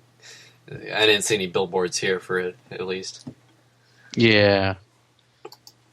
No, it was pretty much like we got our own Twitter set up with this podcast, and I took a picture of my cousins playing Dead or Alive 4 that night. So I was just like, yeah, what my family did on the end of the world day was play Dead or Alive 4. But yeah, that was, and then I came back Sunday, and I guess the trip wasn't too bad because we decided to split it up. Like, it was one of those things where we drove 5 hours and then spent the night, and then we spent like a 15-hour drive from Alabama or whatever going to the Texas, and that was a 15-hour trip, and that was just like way too harsh on us. So we're like, oh, we'll just stop at a hotel, we'll take a 10-hour drive and we'll stop in Louisiana, or like either like right after, it was like after Baton Rouge somewhere we stopped. And then we left the next day and, came home in about that same amount of time, and it wasn't too bad. There's apparently, there's something else I want to say. Apparently there's this huge gas station chain in Texas called Buc-ee's. Do you know about this? No. It's got a big, stupid-looking beaver on it. Maybe this is new, or maybe I just forgot. I don't know. There's a huge, it's like they take a Walmart and add, 50,000 gas pumps in front of it. It's really 68, but every time you go there, any part of the day, 60, there's only 4 or 5 pumps free, and the rest of them are full with people trying to get gas. They have some really big truck stops and stuff there. There's one in West Texas called the Jesus is Lord truck stop, and it's enormous. And it's got all this religious stuff written all over it. Yeah, Buc-ee's has this huge mega bathroom, and they've got their own candy and stuff. They sold Texas stuff on one side, and they sold they had $6 barbecue brisket sandwiches, which is way too much. But actually, those weren't pretty bad. Those were actually pretty good, but it was too much for us to pay for. So I guess people buy them all the time because they just have so much money. Yeah, most gas stations in Texas have pizza or something, but I guess they have that too. There's some between Houston and College Station that I would never want to go to again. They're just terrible. They don't have toilet seats and stuff. There's some really low quality gas stations in Texas, but there's some big ones too. It was funny. When I was coming through the South, I think we stopped in Alabama or Mississippi somewhere at a gas station. And I walked in the stall, and it was nothing but KKK and F niggers. I'm like, yep, I'm in the South. Sounds creepy. That's every restroom public stop area apparently in every state is writing racist crap. I mean, there's racist crap in my school. I told you about, true. I told you about what was it? Someone wrote the KKK in one of the bathroom stalls in the library, and I got the marker and wrote Cool Kids Club. Oh, that's right. I forgot about that. It's still up there. But they don't even know what that means. Yeah, it doesn't even exist anymore. Yeah, that's true. Yeah, at least Cybernaut still exists, but yeah. So yeah, that's. Oh, I was going to mention some movies that I saw. My cousin had this hard drive thing set up to the TV, and I got to watch Road to Perdition, which I was actually pretty good with Tom Hanks being a gangster. Tom Hanks' Thug Life. Yeah, that was actually a pretty good movie, even though it came out 10 years ago. And the next movie I saw was Equilibrium with Christian Bale, which I started out pretty good. And then that last battle fight was just really stupid. Because that movie has them doing kung fu gunfighting. It's ridiculous. And my brother and I were just making fun of it. And I was just this movie was really good up until the ending. Kung fu gunfighting. Yeah, it's like you take like kung fu and then put a gun in that person's hand, and they're like, "Oh my gosh, no!"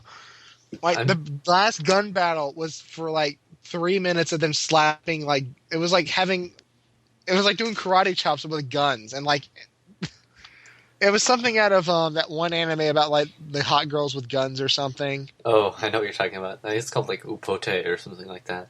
It was something else where like this girl has big boobs and she has a revolver or something. I've seen so many AMVs of it.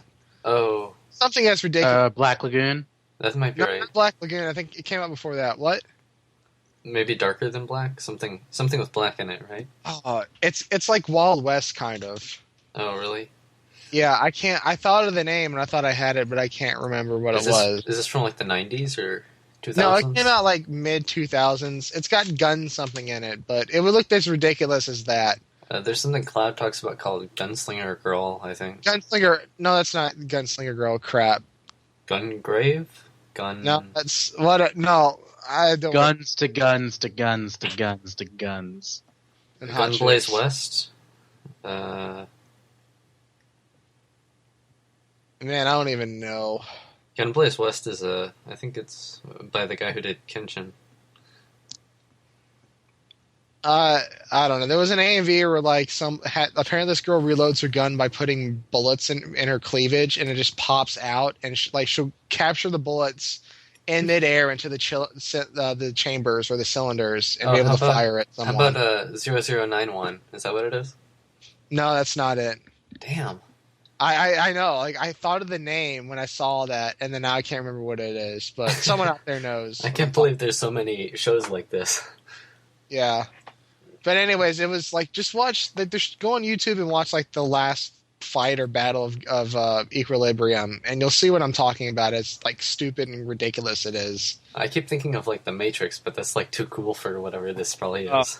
No, it's like, oh man, it's like this future society makes like a martial arts for like these ultra soldiers, where it's like you must learn kung fu, but then also like be able to wield guns at the same time.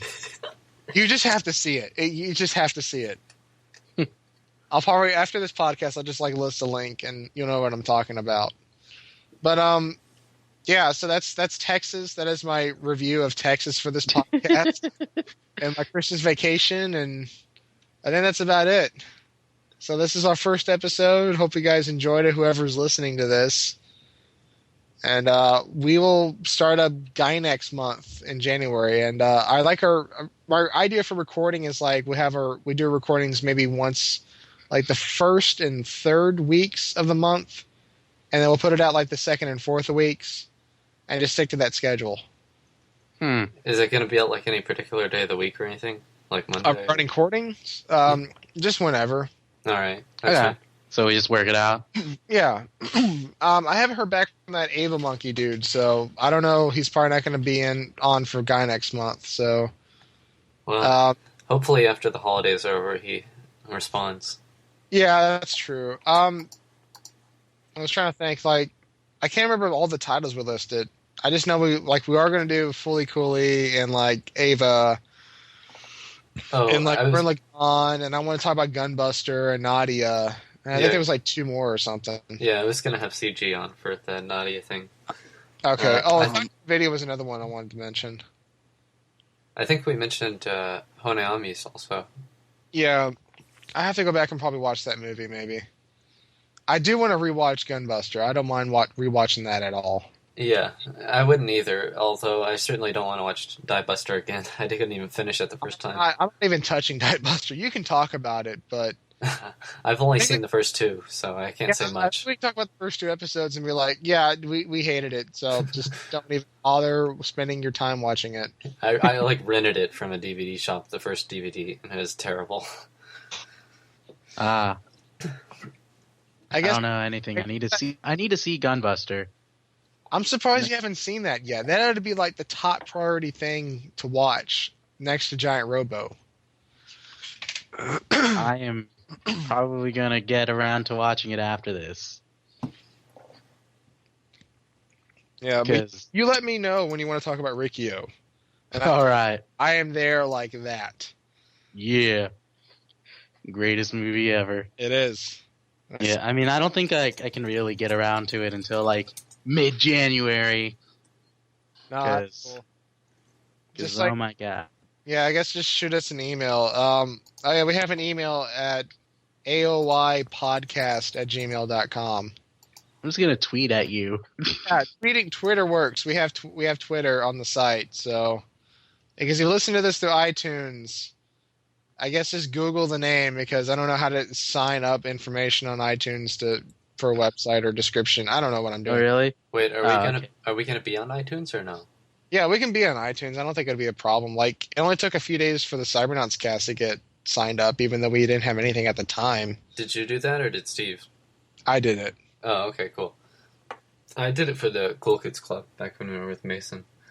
Because all they want is like an RSS feed or something. Yeah, that's really it. All you have to do is just find the thing where you can submit podcasts and bam. You can actually do it through iTunes. Like, there's a submit podcast thing through that. I don't think there's a limit on like emails or anything like that. I think you can have multiple podcasts under the same email. Because I just use my account. I'll figure it out. This will probably be on Toon Radio eventually. I mentioned Mason. Oh, yeah. I think he didn't air our Christmas special, the other Christmas special. You guys apparently recorded when I was like out of town or something? Yeah, we did one with Daft, even though Daft is like banned forever from Skype, according to Steve. But the banning thing was so stupid. Like, that was just... There's no point. I don't want to ban anybody. Yeah. He was just like, I thought we banned him like 6 months ago, and I'm like, we did? Yeah. We do. He thinks apparently it's not a big deal if I keep forgetting what we ban him for. He thinks the bans are like a big deal that everyone has to remember. Yeah, I was just like, really? Like, it's not a big deal to me, and you take this way too seriously. Yeah. And that's why I'm out. This is podcasting. If Take we're it lucky, not serially. Yeah, exactly. If we're lucky, Mason will air the other Christmas special tomorrow, but I wouldn't count on it, because he just aired our F91 review twice in a row. Oh, crap. What's after F91? After that is our G-Savior review, right? Yes, G-Savior. And then Greatest movie ever. After that we had the Fantastic Four movie we talked about. Oh, yeah. No, we had Unicorn. After. Oh, that's right, Unicorn. Okay. And then Unicorn, and then your Justin TV account got shut down. Yeah, it was like me like crying for 10 minutes about why my Justin TV account got shut down. At least it's back. Bitches. Oh, I guess we better talk about the movie. It's gonna be so dated when that comes out. Yeah. Oh, well.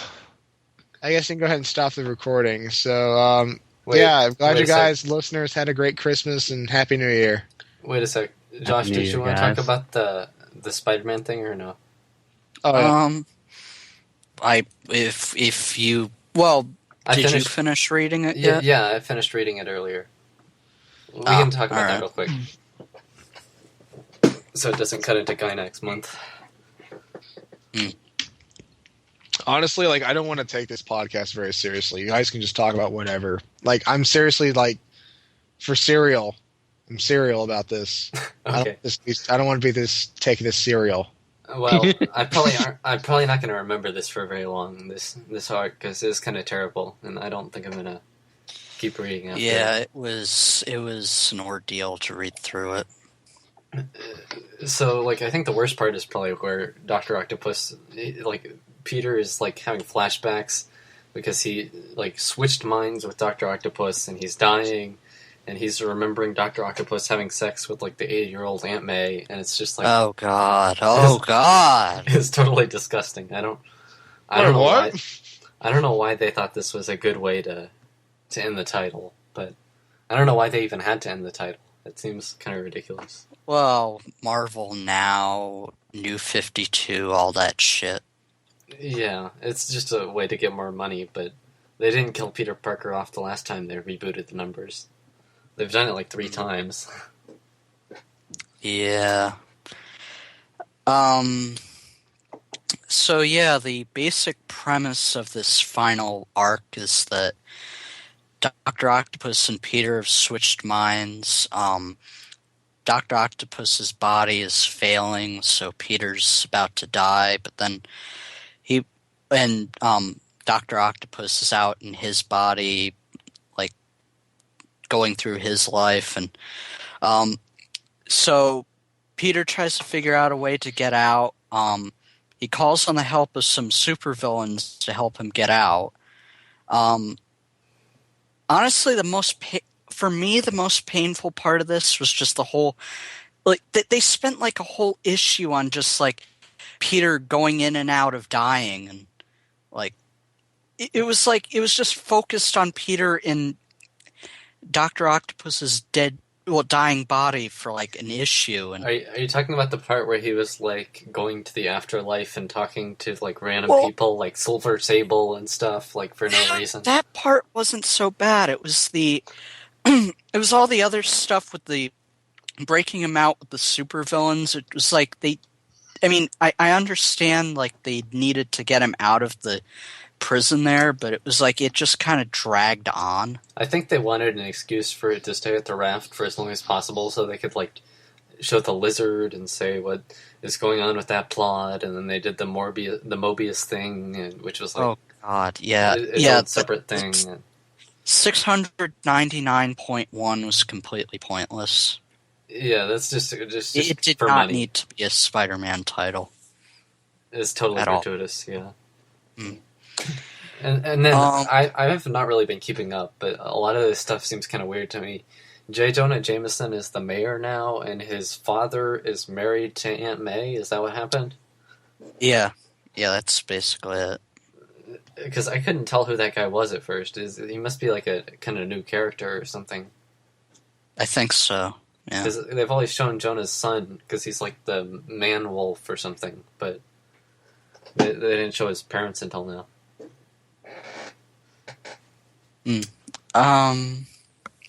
So, yeah, the basic, after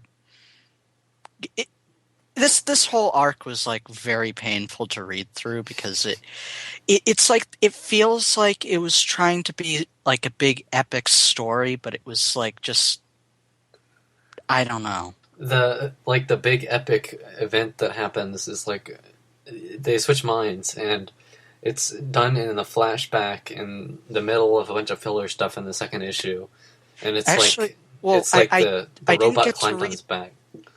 I didn't get to read the arc before this. I skipped over those issues, but I did skim through the last few pages.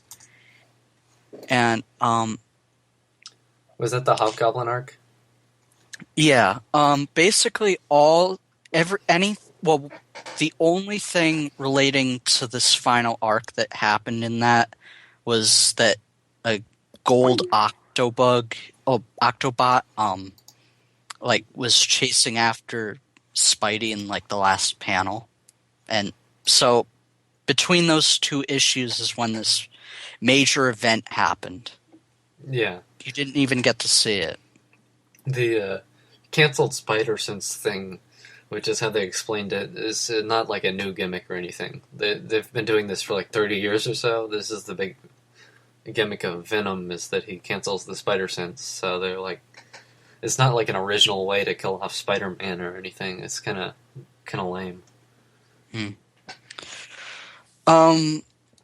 So yeah, basically the biggest problem with this whole arc, Otto Octavius is now Spider-Man. Yeah, I don't know how that's going to last long term. Like, when they did this in the 90s, when they killed off Superman and had him replaced by 4 guys, and it turned out none of them were Superman, it was kind of obvious it was going to be, like, temporary. It was like an event story. And so it was okay. And same with Nightfall. You could tell Azrael is not intended to be, like, the permanent Batman. But this seems like it's going to be the status quo for a while, and yeah, I'm not sure how they can possibly change this back at this point, because it's basically Otto Octavius in Peter Parker's body, and Peter Parker's mind is now dead. Yeah, I mean, they could say, "Oh, he didn't really die," which is what they always do. But it just seems like it's a cop-out when you do like a big story like this. But they did a big thing with Captain America dying a few years ago, and now he's back. So I guess it's not going to last. I'm pretty sure, but I don't know how they can get out of it. It'll last until Marvel Now starts tanking. Yeah. Well, I've heard that Marvel sales have gone up like even before the Marvel Now is starting, and that because of Avengers.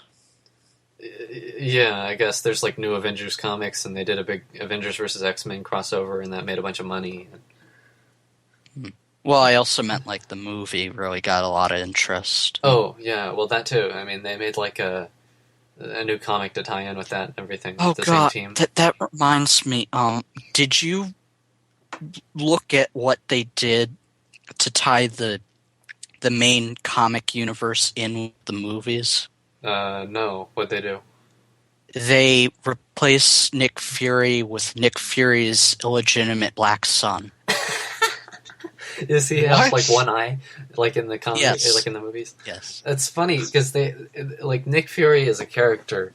It's too bad the Hasselhoff movie was not successful because everybody thinks Nick Fury is like a black character now. Like every time he's in any of the cartoons, like the Iron Man one, the Avengers cartoon, he's black. He's black in the Ultimates. He's black in the main universe. He's black in the movies. Like, that's not what Nick Fury originally is, but everybody thinks he's, like, Samuel L. Jackson because of the movies. Wait, was his son, like, was born within an eye? That's why he has to wear an eye patch? No, he lost his eye in Iraq. Wait, is it the same eye, or is it, like, on a different side? It's the same eye. Gee, what are the odds?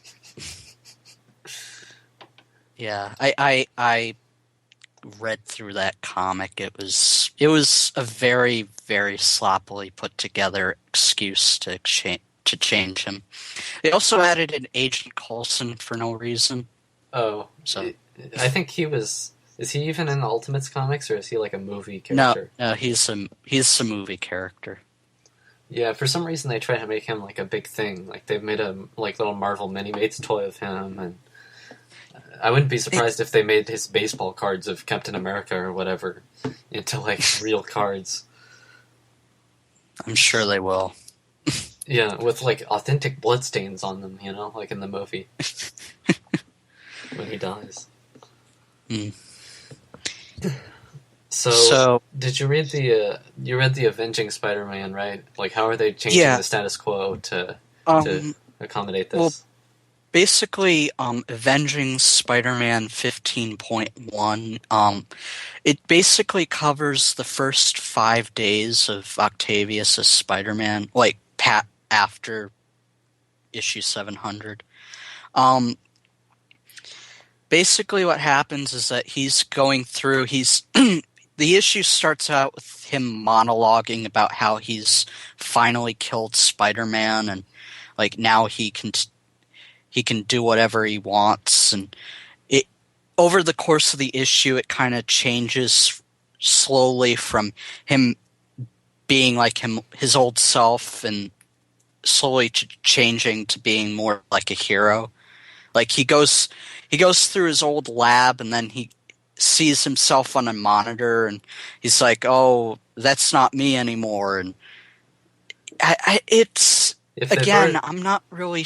I'm not sure how I feel about this new status quo. If they're already changing him to be like a heroic character instead of a villain one, to me that means it's not going to last long because they're kind of like speeding through the arc, Well, he also still has the whole thing about how like he's a superior Spider-Man. Does he call Mary Jane woman in every panel like he does in this arc? Well, they don't. I don't think so. But he probably does. Did they meet in this issue or? I briefly did. I'll just check, but to me it seems kind of obvious. Like the way their dialogue is written is totally different from how Peter's dialogue used to be written. So I don't know how no one can catch on. Yeah, it's like obvious that if you just listen to what he's saying, it's obvious it's not the same guy. But yeah, because he like talks like a supervillain, and he calls people woman and servant, and like he's all. In this issue, he calls two of the other Horizon Lab guys fat hippie and bald kid. See, it's ridiculous. That's not going to last. I can't see how.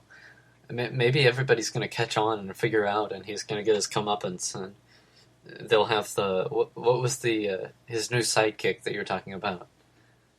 Alpha. They could have him become Spider-Man or something. Why they do Dr. Octopus?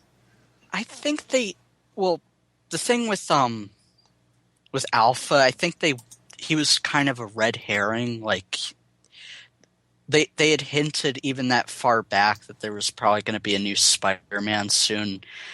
And the way Alpha's arc ended, it kind of was like he no longer had the bulk of his powers, but like his powers were slowly returning, and he could someday become a hero again.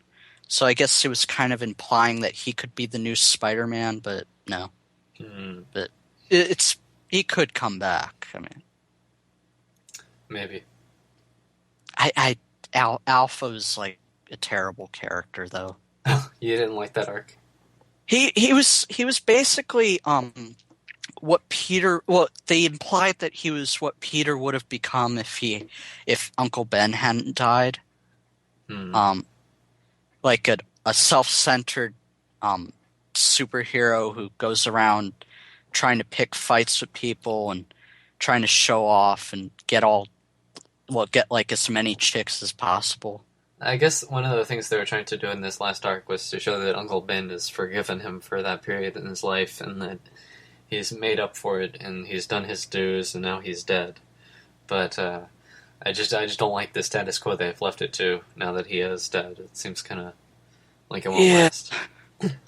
I think it really was like the biggest blow for me was that like they gave you so much hope in that final issue that everything would change back, but then it was like, nope, fuck you. This is how it is. Like he built the brain transfer machine and everything, and then they kind of just like don't use it, I guess, because he was getting help from Pastepot Pete, which they kept making jokes about him. But he did try to use it, but I guess Octavius put like metal plating on the back of his neck. Oh, stop.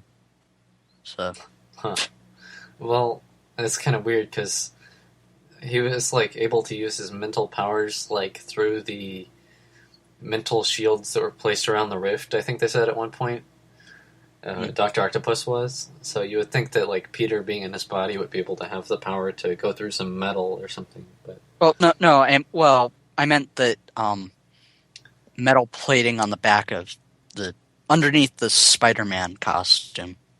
Like, I mean, at that point, all Peter and Octavius's body had was like just like barely enough strength to make the robot bot thing like try to tap its way in.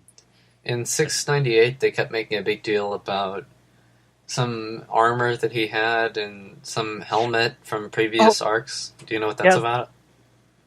Yeah, that was in Ends of the Earth. And then they said it was in Spider Island too, I think. Well, yeah, maybe. I didn't read that arc. Oh, okay. But yeah, during most of Ends of the Earth, he had like this Spider-Man armor thing that was like using technology from several of his villains. And a big part of it was that it was using Dr. Octopus's like technology against him, but it ended up backfiring, which caused this whole arc in the first place. Did you read number 600? I skimmed through it. Do you know how he got cancer? Is it just like natural cancer reasons, or? Well, it's not so much cancer, but basically, it's a culmination of all the injuries he's gotten over the years from various superheroes and like other supervillains beating up on him. So I noticed that one his body was so, like decrepit and beaten up. Yeah, I noticed at one point he said like we don't want Spider-Man or Daredevil to come after us, which I thought was kind of weird because he's never like a Daredevil villain. But I guess he's been beat up like hundreds of times by a lot of different villains and heroes over the years. That was the Peter and Octavius's body, so he's probably just naming off like random. Well, he was probably like, oh, he might be Spider-Man or, and then he thought up a random street level hero that. Yeah, I don't even know what they're doing with Daredevil anymore, though. Like for a while, he was in jail, and maybe and then he was a different person. I think they had like Iron Fist take over at one point. But that's just like an example of how temporary all this stuff is. I'm sure it's back to being Matt Murdock now. None of it lasts. I should mention in Avenging Spider-Man 15.1, they debuted the new Superior Spider-Man costume. The main changes I'm seeing out of this costume is that he's got a bit darker toned colors. The spider emblem on his chest is more like it sticks out, like it's not paint. It's not like drawn on the thing. And his eyes are like these weird like lenses, like they're almost like goggles, sort of. So I guess it's kind of a reference to the fact that he's Octavius now. But also he has these really weird ass talons on his arms and legs. Is like what's that supposed to signify? That he's octopus instead of? I guess it's just supposed to be like, I don't know what it's supposed to represent. It's like these weird. I can't tell if it's all the hands. I think it's just supposed to be like stylistic. Well, the leg talons definitely remind me of like fangs. So I guess it's supposed to be like spider fangs. I'm trying to find a picture of this. When they changed it during Civil War, when they changed him to be like the Iron Spider outfit or whatever, a lot of people didn't really like that. But and there was a backlash to the black costume at the time too in the 80s. But I think people like that now more because of Vim. Well, this isn't really like a major change. I mean, the most major change is the goggle eyes, but otherwise, from a distance, it looks like the same costume.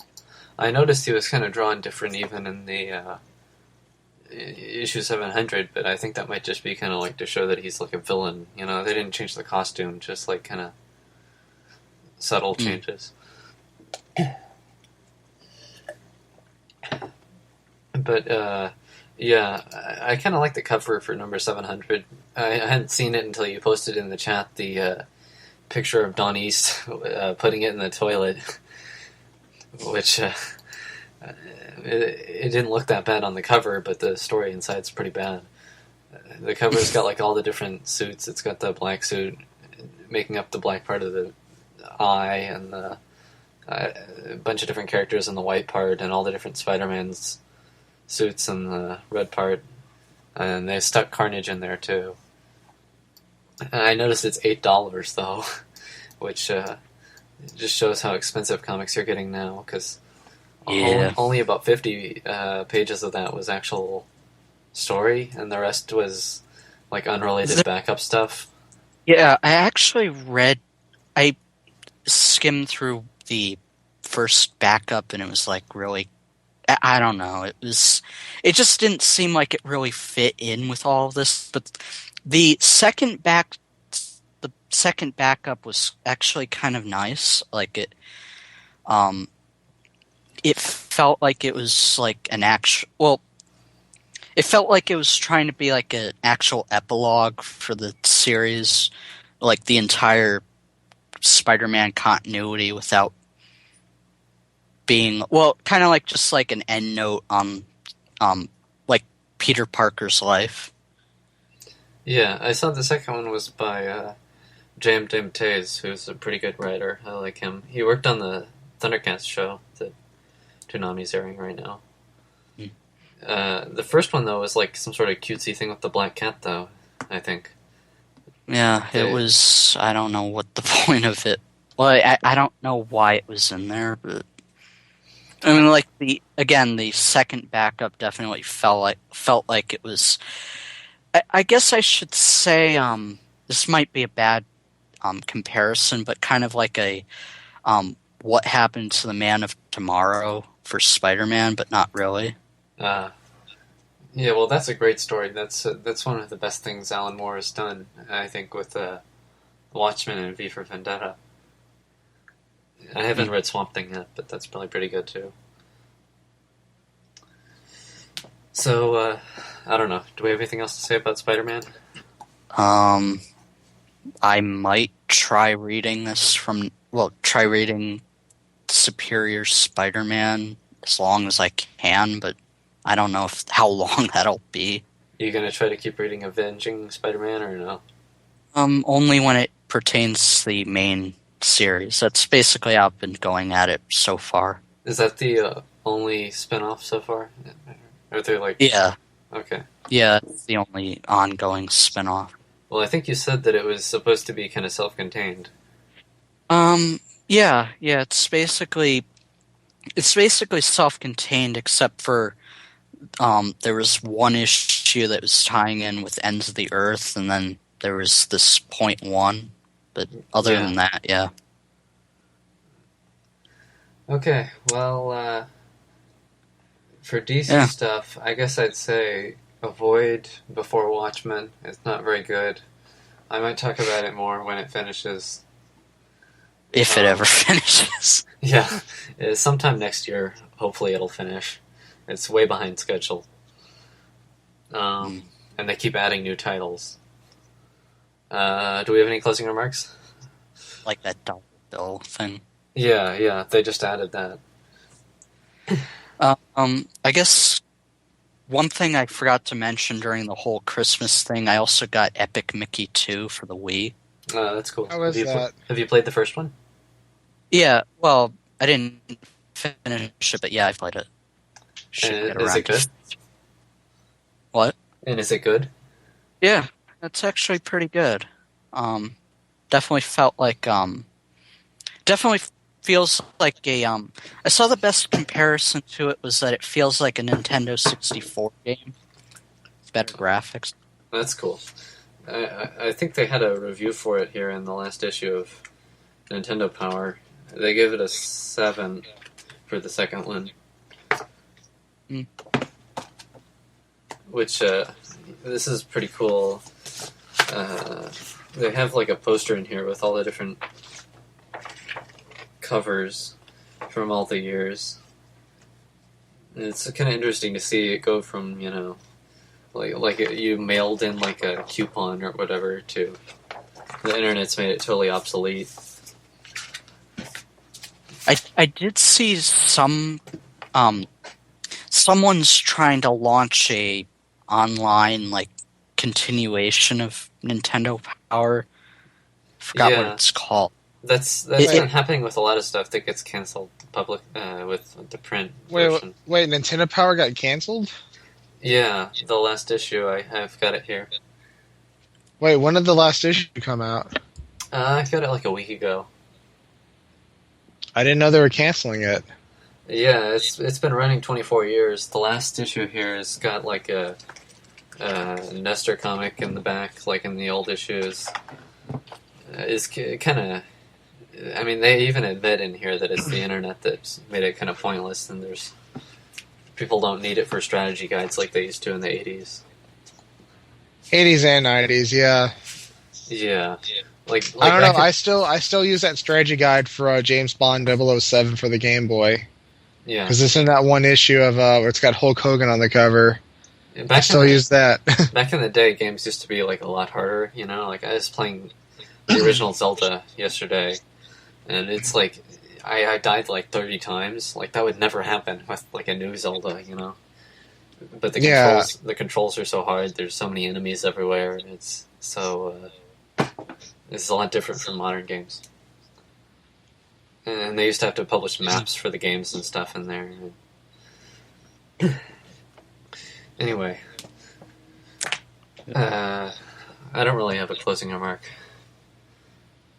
I guess mine would be if this podcast ever shuts down again, I am retiring from podcasting. I'm not putting up with this bull crap again. Third time's the charm. We're not going to do it for you. Third time's the charm. Not going past that. I don't think we could come up with another name, We've gone through so many. And if we can't make it, we'll sure as hell break the hell out of this. So, that's my closing remark. Okay, Josh, do you have one or no? I guess see you next time. Okay. I guess mine will be follow Love That Goku on Twitter. He's done some great stuff in the last 2 days. Yes. The hiding behind the washer saga was classic. To make people think he ran away, and it didn't work. Yeah, no one cared. He hid behind the washer for 8 hours on Christmas Day, and no one gave a crap. No one noticed. No one noticed. Wait, didn't he say something about how we roundhouse kick his Christmas tree, and he told his sister, if you ever make fun of DBZ, this is what's going to happen to you. Yeah. The last time she did, he threw all her Teen Wolf DVDs in the garbage can. Teen Wolf? He does not tolerate making fun of DBZ. That was part of why he hid, because he was sick of the disrespect for the warrior lifestyle, and no one even cared. And then he took his anger out on Yajirobe. Oh yeah, he gets really mad. He printed out a picture. It's like, Yajirobe's fat. I don't know why he's fat. He printed out a picture, taped it onto his punching bag, and spent the night punching it. Yeah. That's how he dealt. There was also the part where he put it on a lamp and punched it, I think. And broke the lamp. And then he deleted that tweet or something. Oh, yeah. He's also he finally realized after several months that his girlfriend has an actual real life boyfriend, and so he broke up with her, and now he's got 10 different Twitter girlfriends. Yeah, he made a tweet saying... Wait. So, someone actually... This has got to be fake, obviously, that somebody's actually going out with him, or did go out with him. Oh, well, there was an account called Lexi Crump in GNP or something like that. And it was, I think, a real girl, because it had tweets with, her and her real boyfriend. But I think she was, making fun of him and, pretending to be her his girlfriend is, a joke. And he thought it was serious. And he didn't realize that she had a real boyfriend. And she kept tweeting about it and saying, I just saw this movie with my boyfriend. And he'd tweet her saying, "No, you didn't." He didn't get that she was talking about someone else. And then he got so many new Twitter girlfriends that he actually made a tweet saying, "I forgot who my girlfriends are. Retweet this if you're my girlfriend." And he got over 100 retweets. Yeah, I think that one got 1,000 retweets or something crazy like that. It was a ton. And then he finally decided on one. I think he just picked based on Twitter avatar. But the one he went with was... Why would this happen? And then he posted a link to that Bitch I Look Like Goku opening. Oh my god, the Soldier Boy thing? Yes. Oh! That's so funny. There was something like that Dark Razors liked on YouTube, and it was LL Cool J going around in Mario 64 and the King Bomb level. And I imagine, there's people Love That Goku for everything, that are going to get offended by that kind of stuff. He keeps posting about drawing DBZ characters. One of my favorite things he did was when the art teacher told him to draw bowls of fruit, and he refused to. He was like, "I want to draw Goku versus Frieza. There are thousands of pictures of fruit. but there's not enough pictures of Goku versus Frieza. I have to do it. It's my warrior calling. And then he gets sent to the principal's office. I think he got suspended for it or something. Oh, dude, we were talking about I Am Legend movies last night, and I saw the Omega Man this morning. Good movie. With Charlton Heston? Yeah, I've got the Vincent Price one, The Last Man on Earth, on my queue, and I'll watch that eventually. Yeah, I just saw that last week. It was pretty good. Yeah.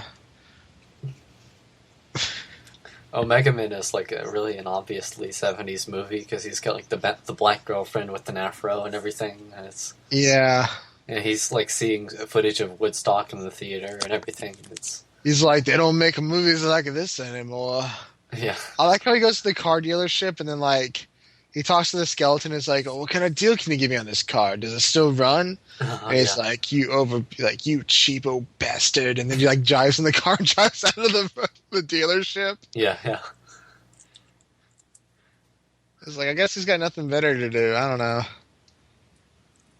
It's pretty much, I think the Omega Man is like if Charlton Heston was alone in the universe, this is what his everyday life would be. Yeah, if he was still alive.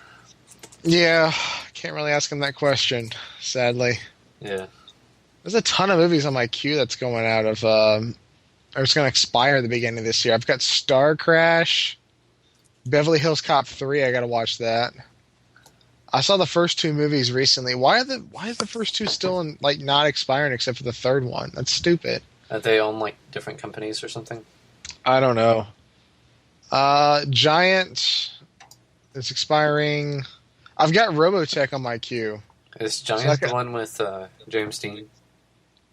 Yeah. Rock Hudson, Elizabeth Taylor. I still need to see that. Yeah. The only James Dean movie I've seen is the one with... this is the Steinbeck one. I think it's called like East of Eden or Eden of the East or something like that. Okay. I've got all of Robotech I could watch. Oh, yeah. Josh just saw Macross, the Macross part of Robotech. Yeah. Which is probably the best part. It's the only part I've seen, but I never hear positive things about Southern Cross or the other show. Mosfeda, I think. That was it. Yeah, we can probably do a review of that someday. It's part of our Anime of Yesteryear thing. I'm sure we would love to upset the Robotech fans. Yeah. Or the Macross fans. I mean, there's that whole thing about buzzing around the internet about like how Robotech's the greatest love story of the 20th century. Yes, yeah. Yeah, that was kind of funny. I like the comments on there because they got like. Wait, is that a recent article? Because I thought that was posted a few days ago. I thought there was something like that came out a couple of years ago that people are finally noticing. Finally noticing how great it is. I'll have to go around and reading it. Yeah, well, there was like the big dispute in the comments. Like some people were like, "How dare you say Robotech is better than Macross?" And then there are other people who are saying Macross as a franchise was ruined by Macross 7 and Macross 0, and never be recovered. There were also people that were really upset that the author implied that Lolita was a great love story.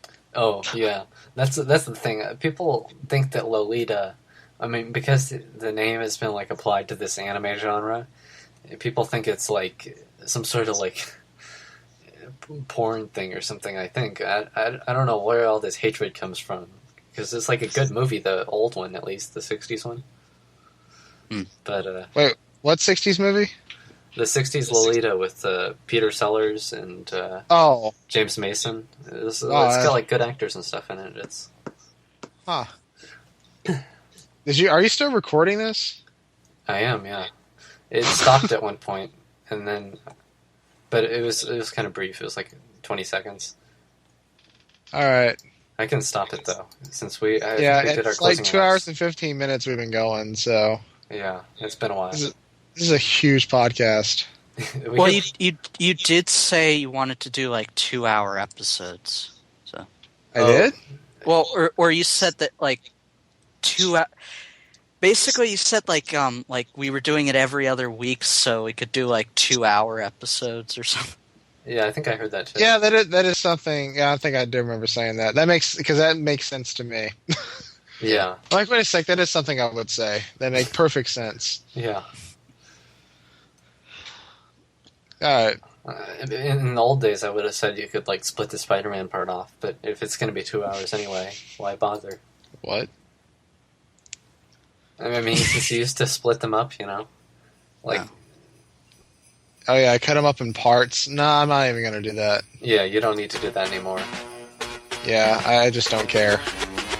I just want to talk, and however long it goes.